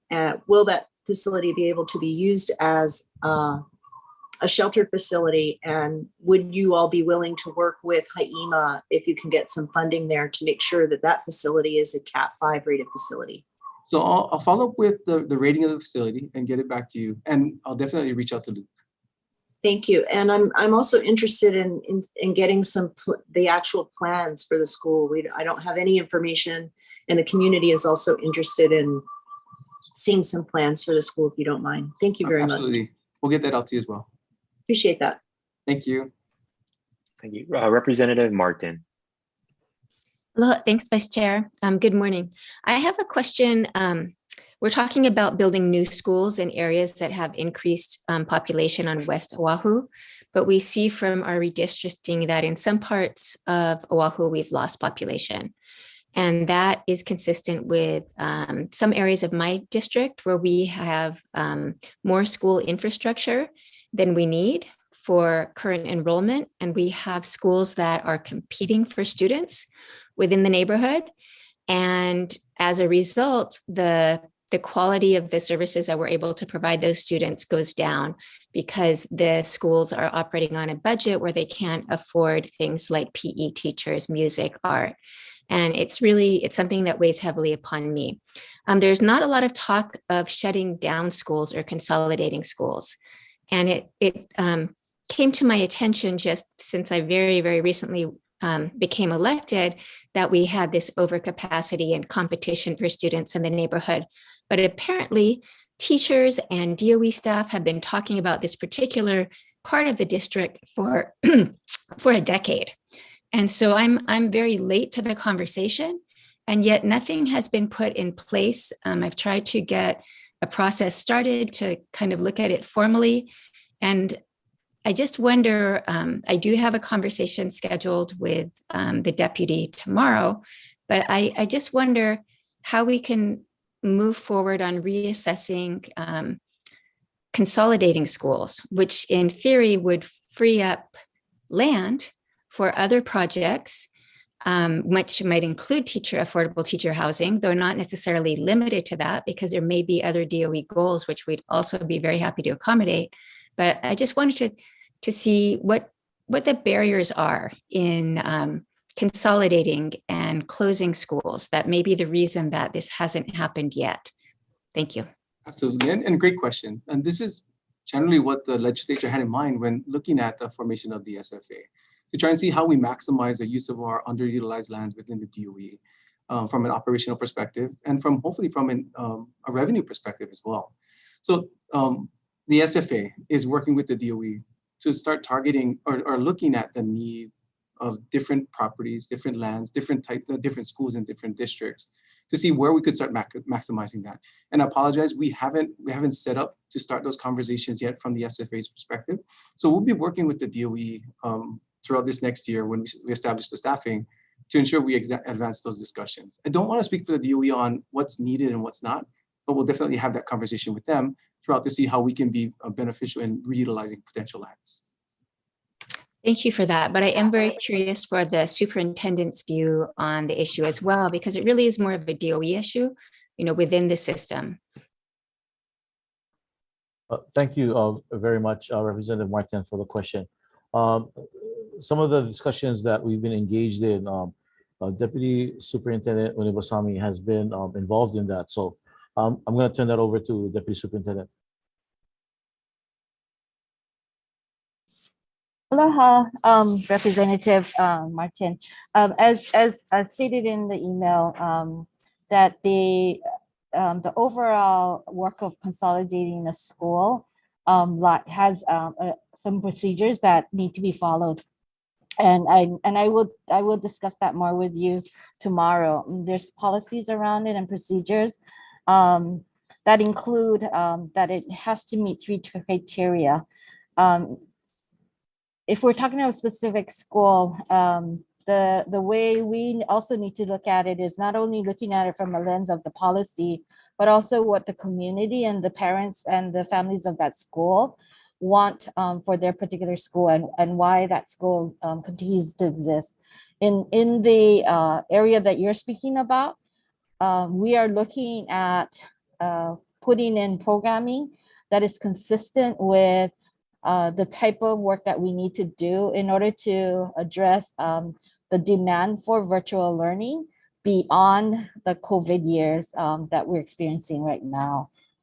And so sometimes the work of the school, or what's happening at the school, is a reflection of programming, not just the enrollment of current student population. Thank you. Thank you. I look forward to speaking with you tomorrow, and I didn't mean to jumpstart that conversation. I was hoping to take advantage of this opportunity to get some other perspectives, but I will wait for our conversation tomorrow. Okay, Representative Kobayashi. Good morning, Superintendent. I was looking at your slide and your budget request for $270 million general funds. And in your slide, you essentially broke that $270 million into 4 pots about rebuilding, stabilizing, advancing, and shortfalls. So are all of these buckets filled up? That is, are you completely covered in, say, rebuilding?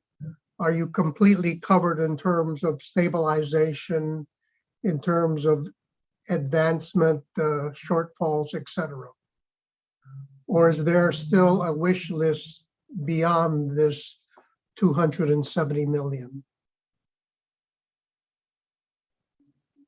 Thank you, Representative Kobayashi, for the question. For restoration, yes, we are. That 270 million definitely is essential for us. For more specific, to address more of your specific questions, Assistant Superintendent Hallett is here also. So I ask Hallett.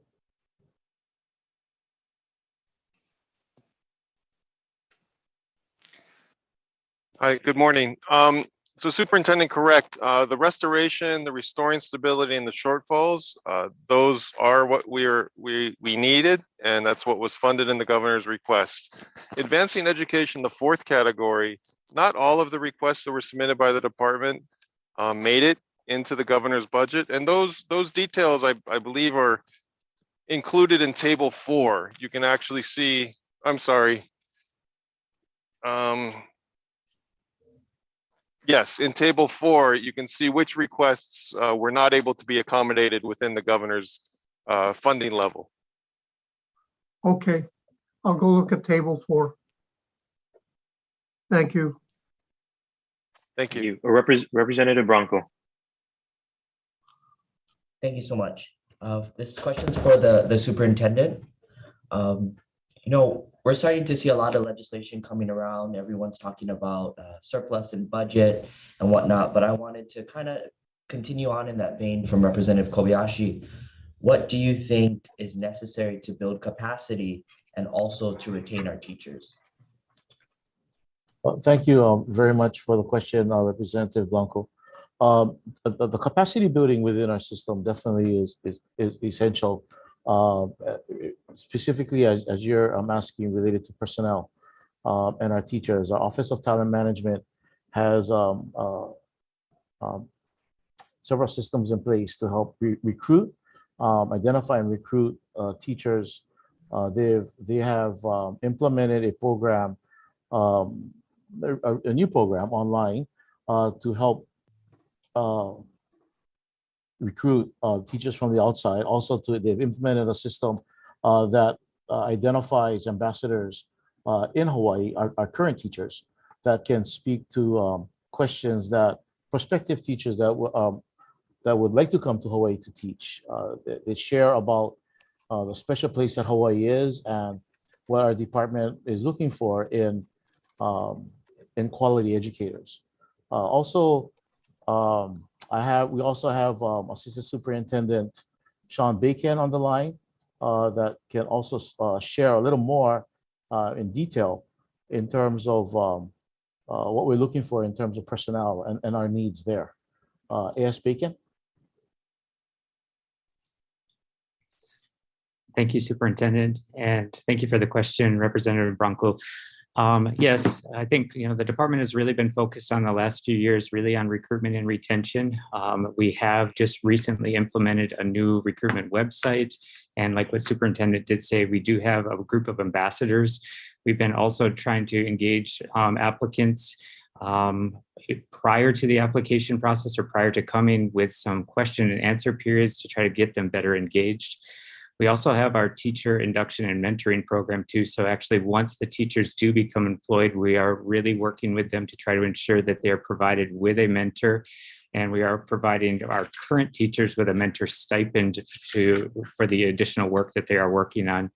In our legislative request, we do have a request in for 17 additional SPED induction and mentoring teachers. The intent would be is to try to provide one of those SPED mentors to each complex area so that we can have a better focus on our special education teachers to ensure there's equity of access for both our special education students and our teachers. We've also implemented the past 2 years our teacher differentials for our special education, our licensed special education teachers. It's been a great recruitment and a retention tool. And that are a few of the things that we definitely are working on, but would need additional funding to continue some of these efforts. Hopefully that helps answer your question.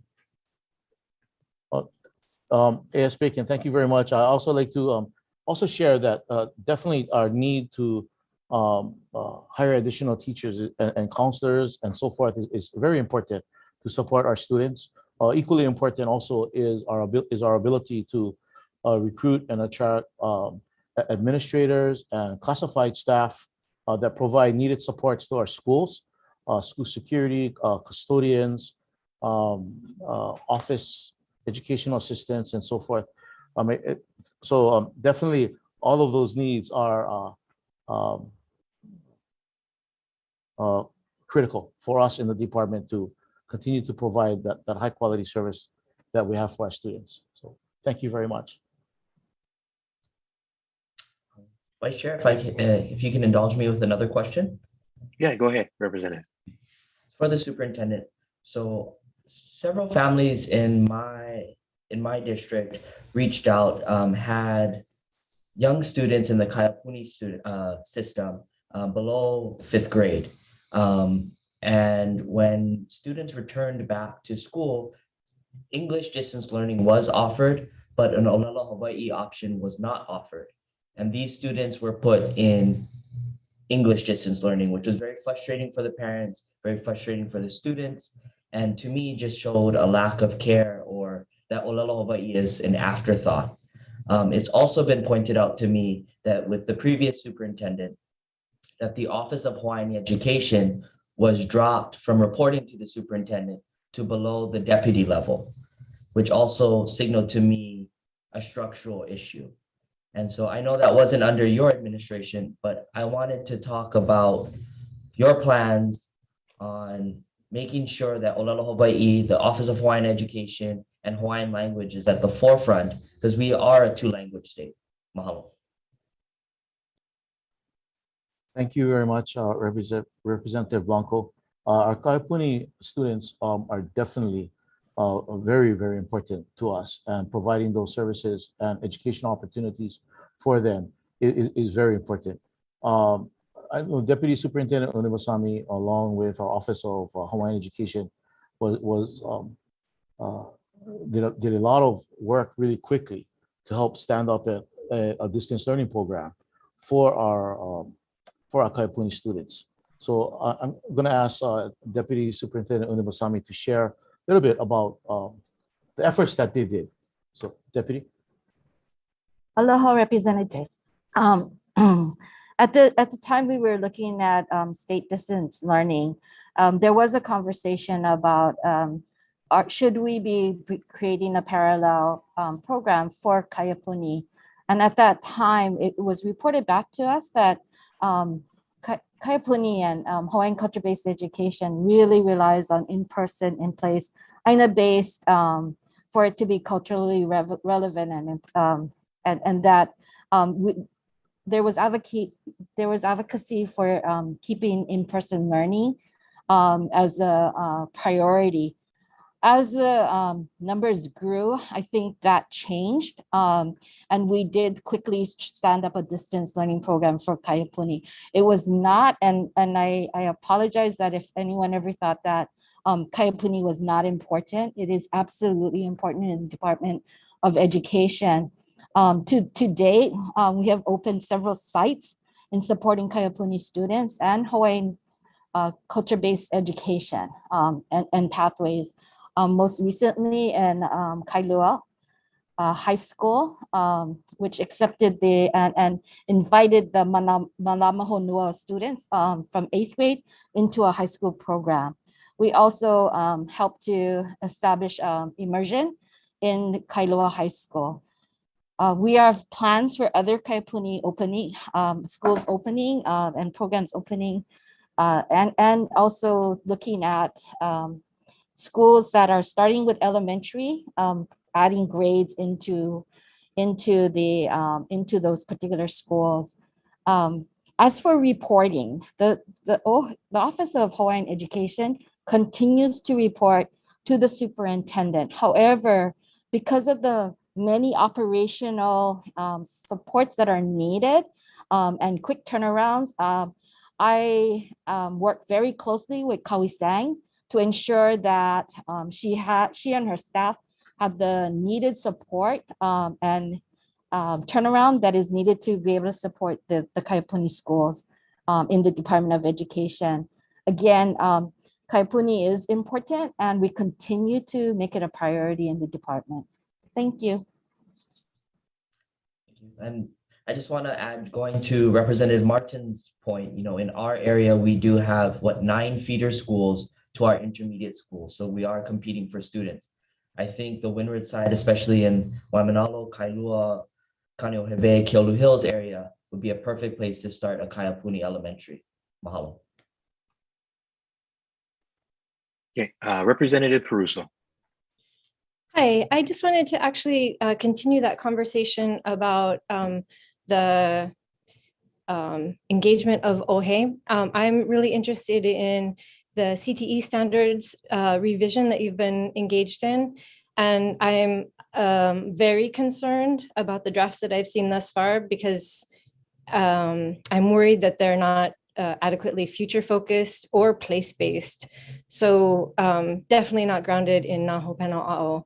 And I am wondering why OHE is not more, and I speak to this at this moment because it is something which you are currently funding and will continue to fund, why OHE is not involved directly in the review and revision process. And that question is for the superintendent, if you could speak to that.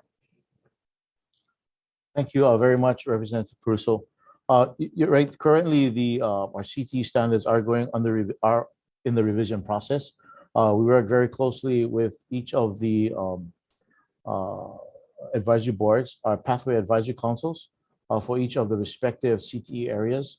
It's through discussion with those advisory councils, as well as workforce data that the Office of Curriculum Instructional Design, our CTE group, utilize that data, feedback from the pathway advisory councils, which comprise of primarily business, industry, higher education, and our DOE educators that are on those that are representatives on those councils.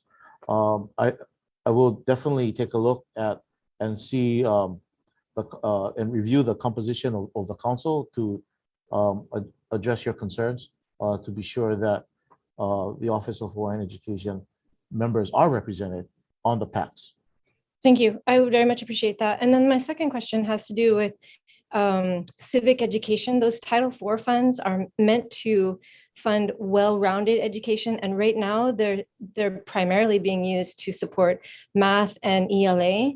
And I think that there may be lip service paid to the importance of civic education, but I think as legislators, we see the polarization of our political landscape and our civic landscape as something that has emerged as a result of inadequate attention being paid to civic education in the school system, so public and private. And I'm wondering why you're not doing more with the Title IV funding and other funding sources to improve civic education. You're not even funding an additional position in social studies or civic education at the state level. So if you could speak to that. Thank you. Thank you very much for the question. Our Title IV funding provides opportunities for our schools to request additional funds through their schools and complex areas to for well-rounded education, like you had shared. Currently, there is a process that we utilize within the department for schools and complex areas to request funding through application. Part of that application process, or that application process, is area soups requesting. The deputy's office has been very instrumental in providing that opportunity for our complex areas to request those funds. So, Deputy, would you like to share a little bit about that process? And then I'd like to share a little bit more about actually an example that regarding our Title IV funds that where I was yesterday on Molokai. So, Deputy, please. Yeah, and thank you for the question, Representative Peruso. Can I clarify before you elaborate? I'm not specifically interested in Title IV funding. I'm specifically interested in the lack of attention paid to civic education. So I don't know if that causes a pivot, but it's civic education that is the basis of my question, and the lack of the department's attention to it. And I think it's important to also note that as we were watching what was unfolding nationally, we also had conversations within the department around civic education, and how do we approach as a public education institution around how to preparing our students to engage in discussion, to understand what was happening in the news. As a result of that, we have prioritized in some of our funding the efforts around civic education, specifically for that area. And I can share that with you. And all of the complex area superintendents, through the funding that we give out through Title IIA, one of the priority areas is civics. We can speak more to the work that has been done by our fabulous ed specialist, Rosanna Fukada, who really has done a collaborative process around how to modernize our view and lens around social studies to this idea of civics and democracy, and how do we prepare our students to be leaders and citizens in this at this time and into the future. Thank and you. We can share that information. Yeah, and we can actually talk about this more on offline, but I did want to note that I didn't see any money at the state level in terms of additional positions dedicated to that. And I am still holding that point. And just one last question, Vice Chair, if you wouldn't mind, I think it'll be short. No, go ahead. Okay, so this has to do with compression. And this is for the superintendent. And I know that we've been talking a lot about teacher retention, and it seems like one of the department's answers is teacher housing. But I'm worried that there's insufficient attention being paid to teacher salaries, and the revision of the step structure or decompression, and why it is that you folks are not prioritizing that when this has been a longstanding conversation for the department and for the community. Thank you very much for that question. Representative Suisso, I'd also like to, first off, before I get to that question, I'd like to also ask A.S. Ushijima if she'd like to share a little bit about what related to your civic education question, what her office has been doing together with Rosanna Fukuda to promote civic education. And definitely it is a priority for all of our students to better understand government and their role and their responsibility in being a contributing citizen in Hawaii and in our country. So A.S. Ushijima, please.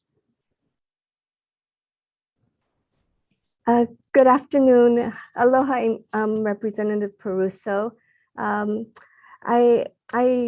know that you also have had conversations with our specialist, Rosanna Fukada. And one of the things that we're really excited about is a PACE commission.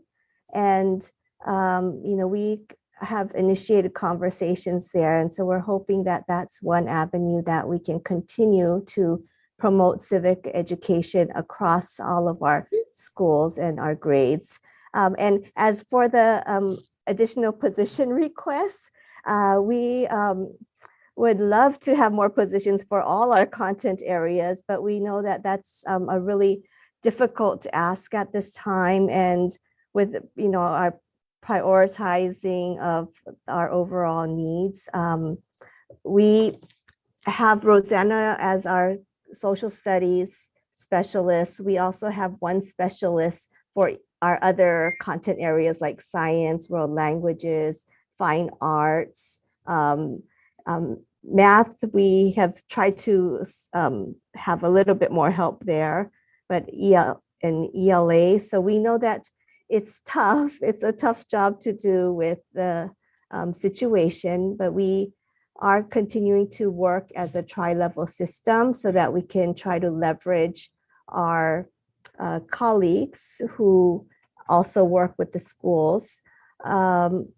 Rosanna also has a network of social studies teachers, I'm sure you're a part of, that has grown over the years. So we continue to problem solve and try to figure out ways to continue to push this important work forward. So thank you so much for your support in this area. We're very grateful.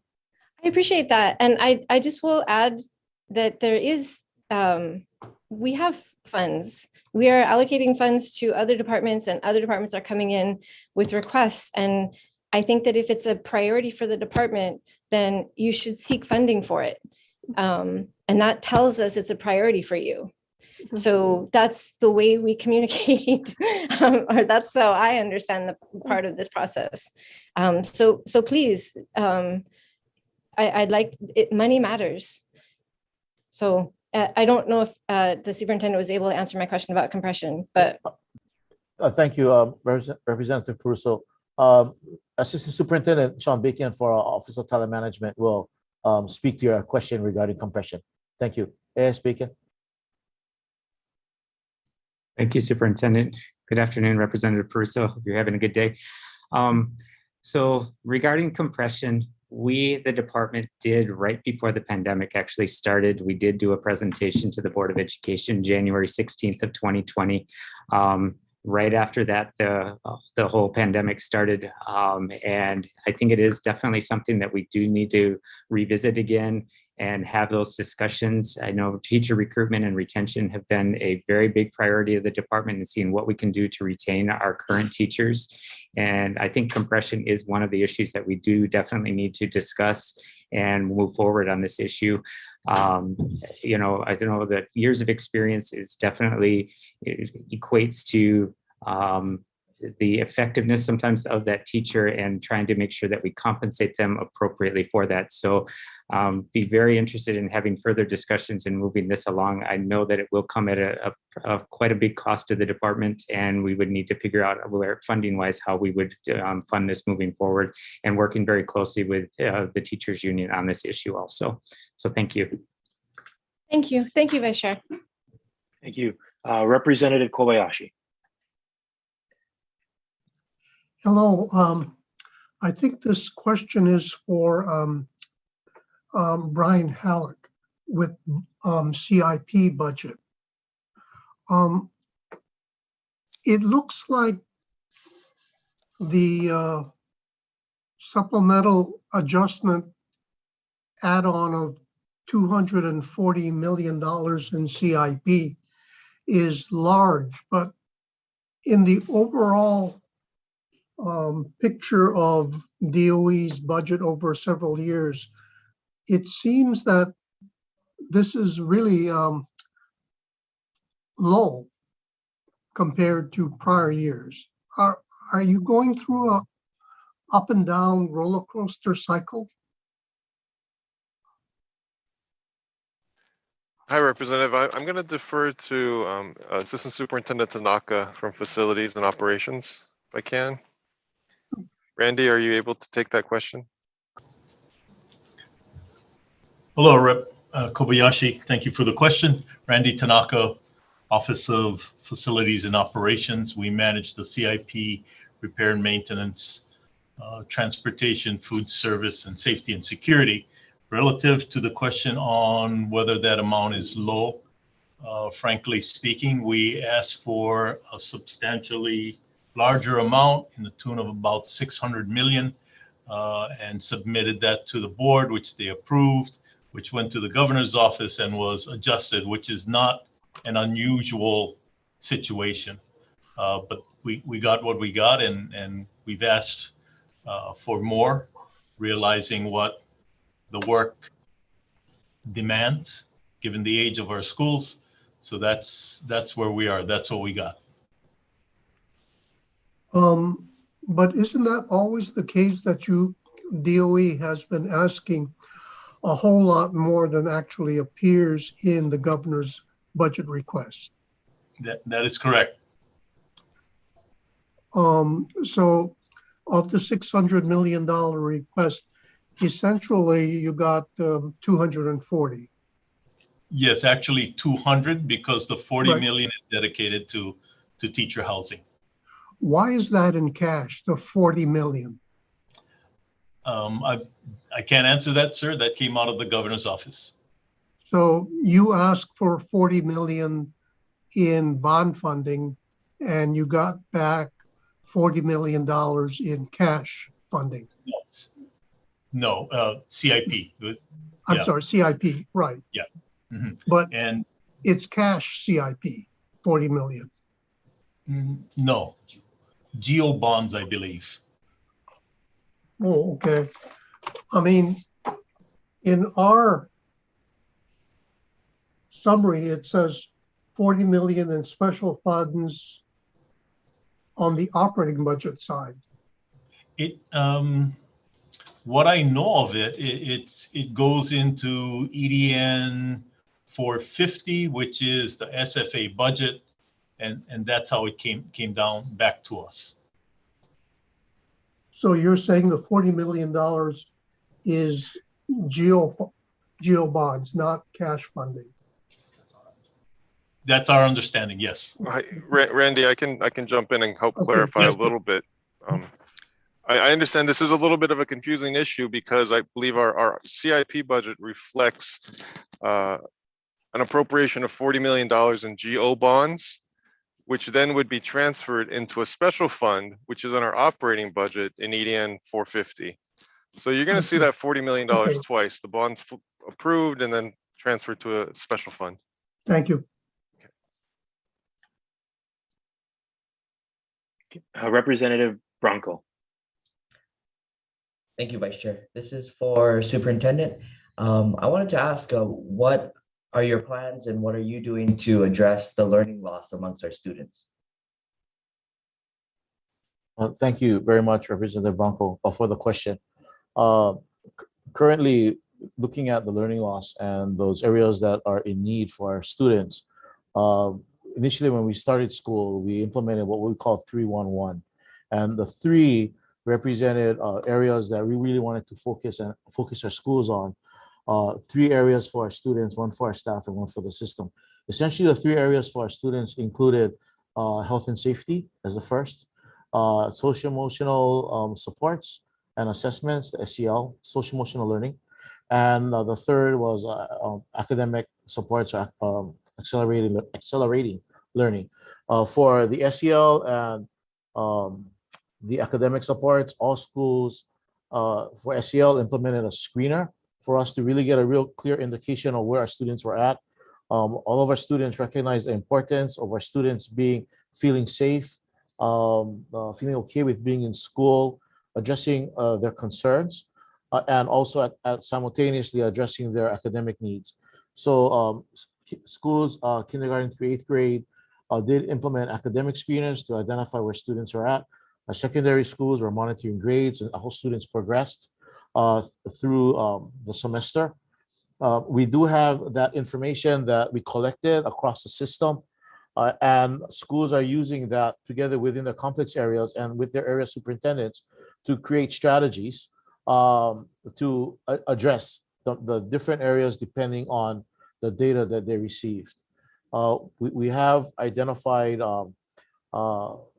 4 main areas that we're going to be working on in moving forward with our schools, and our area superintendents are very much in discussions with our schools. They all created plans to support students based on the data and funding. I think what's important is that our students are being very creative. Our schools are being very creative in their needs in supporting students based on the current environment, educational environment. So to answer your question concisely is that schools are looking at data that they have from their current data that they have based on their students, and they're identifying strategies. High dosage tutoring might be one strategy. Another might be looking at how they are incorporating more relevant types of learning to integrate rather than looking at perhaps English, math, social studies, and science individually, looking at problem-based learning where they incorporate and integrate different content areas, continuing to make learning more relevant and meaningful for students to create opportunities for greater connection in learning. Working together with out-of-school time activities for students, whether it be through after-school programs in connection with the A+, with Gear Up, with Reach. How can we continue to engage students not only while they're in school, but how can we maximize different kinds of learning while also they're out of school. So there are many different learning experiences that are happening in the schools, and that is best being coordinated at school level based on the needs of schools. While we look at helping to coordinate more on a systems level, major areas that we're focusing on. And that's why it's really important, and we thank you for continuing to support our schools with and our department with the funding requests that we put in, so that we can leverage those federal funds to continue to support our learning in the classrooms. So if I'm understanding you correctly, it's more based on individual schools. There isn't like kind of a master plan at the like big DOE level. There is. When we looked at, I shared in the PowerPoint presentation, looking at how we're supporting schools in for example, workforce development, and how all of us are important, K-12, in helping support students in that effort, whether it be providing literacy, ensuring students' academic success at the elementary schools, and how that translates throughout their journey K-12 to be ready at the high school level. We also, 4 areas that we've identified, healthy schools. We're looking at professional development and capacity building for our staff. We're looking also at data systems and how we can strengthen our systems. And then the 4th area is that academic achievement area, and looking at accelerating learning. And so it's a combination. And I think what is great is that in the tri-level system that we have a big picture at the state level. That information is shared up and down the system at the complex area level with the complex area superintendents, and we can more personalize the strategies to each community and school community at the school level, so that communication across the tri-level is really important. So it's actually it's a combination of both, big picture as well as being responsive to the needs of each individual school. Thank you. Thank you. Representative Peruso. So I actually have a 4th C. So I asked about CTE, civic education, compression. Now I want to ask about cafeterias. So this question is for AS Tanaka. Aloha. I can't see you, but I see your name. Oh, there you are. Yeah. Aloha. So I wanted to let you know we received the report that you sent to the legislature. It was a little thin. I mean, I think it was kind of a broad strokes kind of thing. And I had several questions that kind of emerged from just that 2-page document. And one very concrete question is why it is that we still have 2 positions under Department of Food Services related to farm to school. So one was previously posted, then closed so that it could be rewritten. And although people had applied. And then there's a second position that I think, moved from the Department of Ag to the Department of Education. We had a long legislative conversation about that. But both are as yet unfilled. So I'm wondering, beyond, COVID. So I know there are people who are interested in applying. So if those positions are not yet posted, why is that? For 2 reasons. I'm evaluating what that job function needs to be. Historically, before I got here, it was kind of a half-time position, and my evaluation of its function and what we actually were producing from that effort was somewhat, I think it lacked direction. So what I've spent the last year is looking at the job position, looking at the community position, and getting input from, actually had a very good discussion with someone from former Lieutenant Governor Shan Tsutsui of what the original concept was for Aina Pono. And it's kind of morphed as it should. But what we get in our output, primarily the relationship, it's farm to school. So what have we done with farm to school? how do we get more product as been directed by the ledge to get more increase our volume. When I first stepped into this, I couldn't even tell you what we were purchasing because our systems were highly decentralized. So what we purchase really is at the cafeteria level. And I can't tell what we're purchasing. I can't push a button. I don't have an app to say, this is the volume. Our accounting system was very decentralized. So I spent some time understanding that. I've also tried to spend some time on what the reaction is for our kids in school, right? How do they accept the product market fit, right? And we weren't matching up as well. We're only feeding about 50% of our kids, even with free meals. And so that's another evaluation. So the question is why? So I've gone to a number of cafeterias. I've sit down and talked to the kids, and their appetite for what we're producing probably needs to change, considering the USDA requirements for nutritious meals. So stack that on that. Then I went to look at cafeteria operations.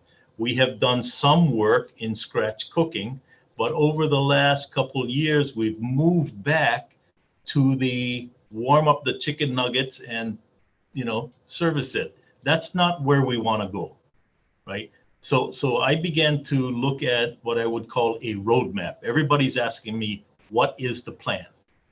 Well, the plan will come, but we need to know where we need to go between now and where our long-term objective is. And I would tell you that first benchmark is 2030 with 30%. I can now tell you with some higher degree of assurance that we're doing about 10% local consumption, local product that we're consuming. And it's primarily in the beef and some fresh fruit and vegetable area. But if we continue to have a decentralized system, I don't know if we can mount up the volume to 30% in the time frame that we are directed to do. So once I get that aligned, I know what kind of person I need. So that's the stall. Right now I have a TA in there. I've spent a lot of time. Rep. Iligan and I, he was very helpful in setting up a meeting with the farmers in Hilo when we're looking at puna for papaya and things of that. Source of product. Do we have source of product? And then I talked to the cafeteria managers in Mililani High School. I said, why aren't we purchasing more local product? And she said, because the farmers can't supply. And I said, why? She said, they just can't, and they don't want to commit in that fashion. So I said, okay, let's figure this out, how we go to the farmers and say, this is what we need. This is what we're going to buy on a consistent basis. And this is some of we may have to advance cash to them. Farming is a rough business. I had a very good discussion with Fred Lau about the lettuce they produce, right? So it's been more of a journey, but we're going to come around to it pretty quickly. The area we're working on now really is menu development. We just did a food tasting for tilapia with the 3 grade levels, and we seem to have good product adoption. So we go from there. I'm sorry, go ahead. No, I would just comment that it might not be necessary to have every detail of the plan ironed out before you hire people to help you. Those people can also help you develop the plan. So I will just put that out there. I'm hoping that you hire people in these positions as soon as possible, and we look forward to working with you. Thank you very much, Rep. Russo. Look forward to your support. Well, thank you, AS Tanaka, for those, that commitment that you guys have been working on DOE and moving forward with Farm to School. I know it's been years in the making, so continue you guys' good work on that end. We'll go to Representative Yamashita. Thank you, Vice Chair. I think this is for Brian Hallett. So I want some clarification on that the 40 mil that is going to FSA and then it's going to be converted to cash. Is that because FSA is going to be the contractor and then you're going to, or is it some kind of CEFI mechanism?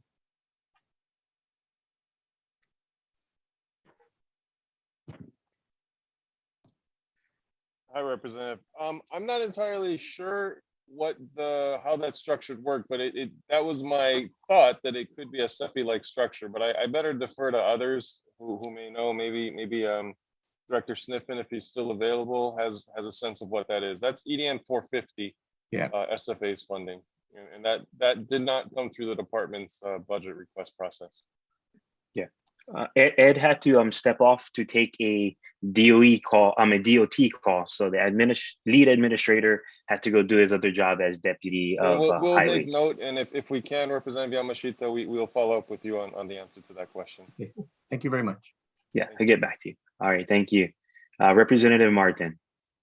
Hi, this is for AS Tanaka. Just a quick question. I understand that farmers may not be able to provide the volume and consistency that cafeterias need. And I wonder if there has been any thought, or if it's possible to have contracts with food hubs, like these aggregators of different farmers that have been selling baskets during the pandemic, and if that would be a model, because it is true that particular farmers may not have harvests all the time. And that's where we're going. We don't want to move product between islands. We want to work with the local community and get them to grow what we need at a price point that it's economically feasible for them. We want farmers to be successful. We're part of that formula because of the volume we buy. So we need to work with the food hubs and with the farmers. So that's some of the things we discussed in Hilo when Rep. Iligan helped us put that together. The other thing we got to work hard on is helping them process this bureaucratic process that we have. So we're looking at people to help them through the process of the applications and the funding and all of that.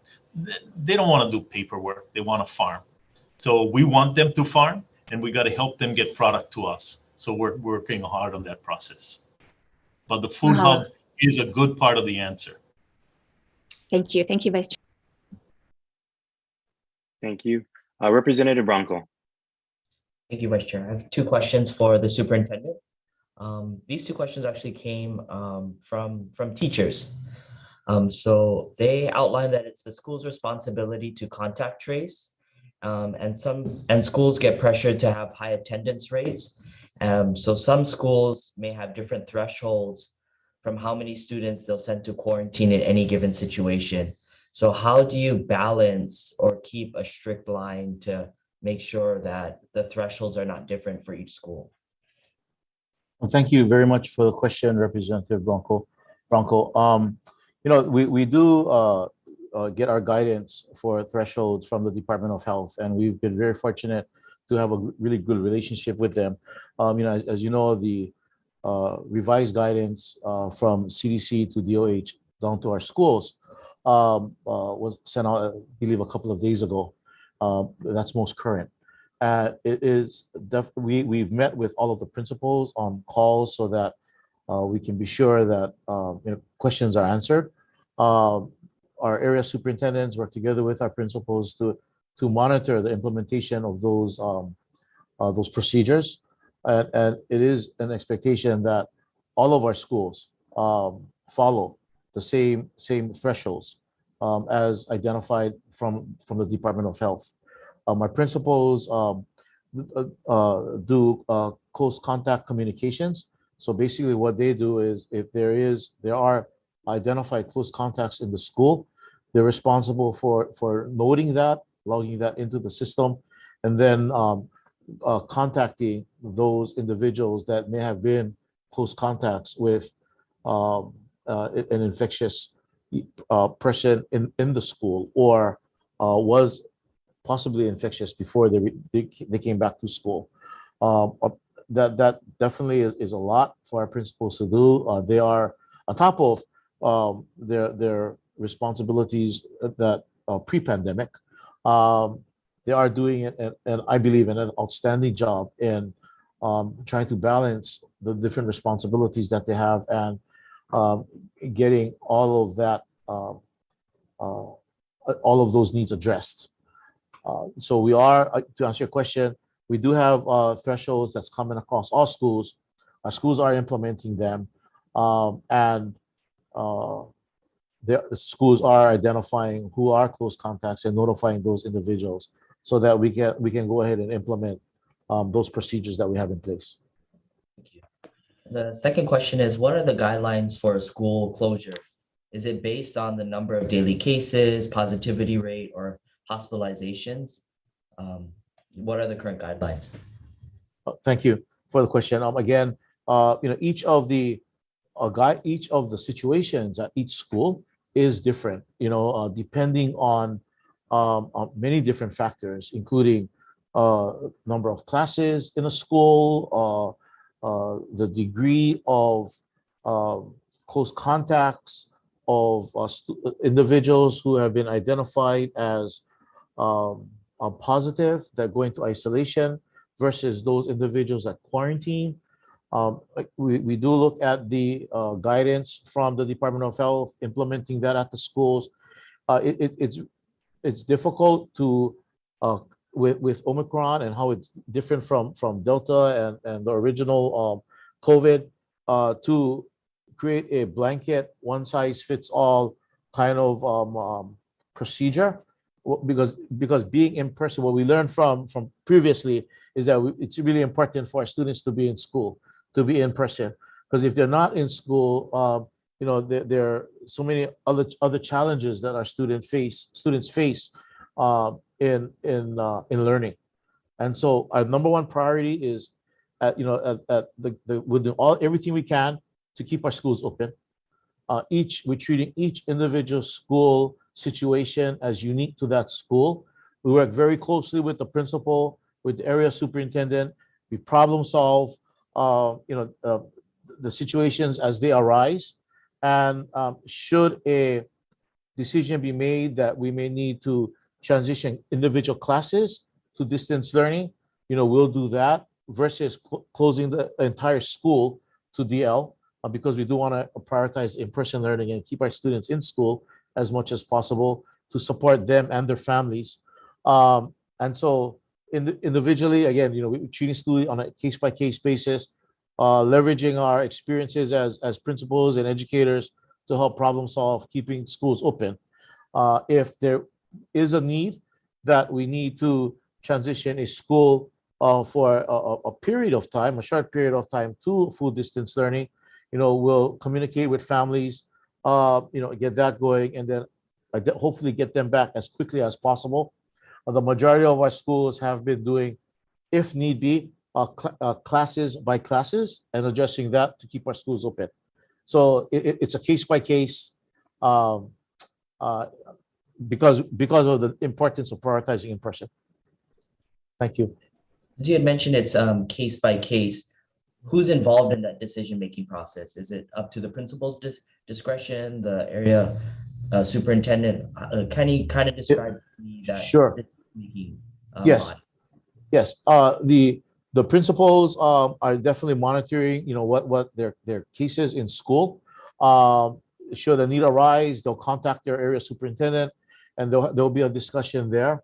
Area superintendents can, if they need to have the authority to close a school for a day, they're also in communication with us at the superintendent's office. If it's anything more than a day, that decision is my responsibility. Anything more than a day. But what's really important, I think, is that communication flow is going between principal, area soup, and myself, or the deputy. And based on that discussion, the appropriate decision will be made. Thank you. Thank you. Okay. Thank you. Members, any other questions?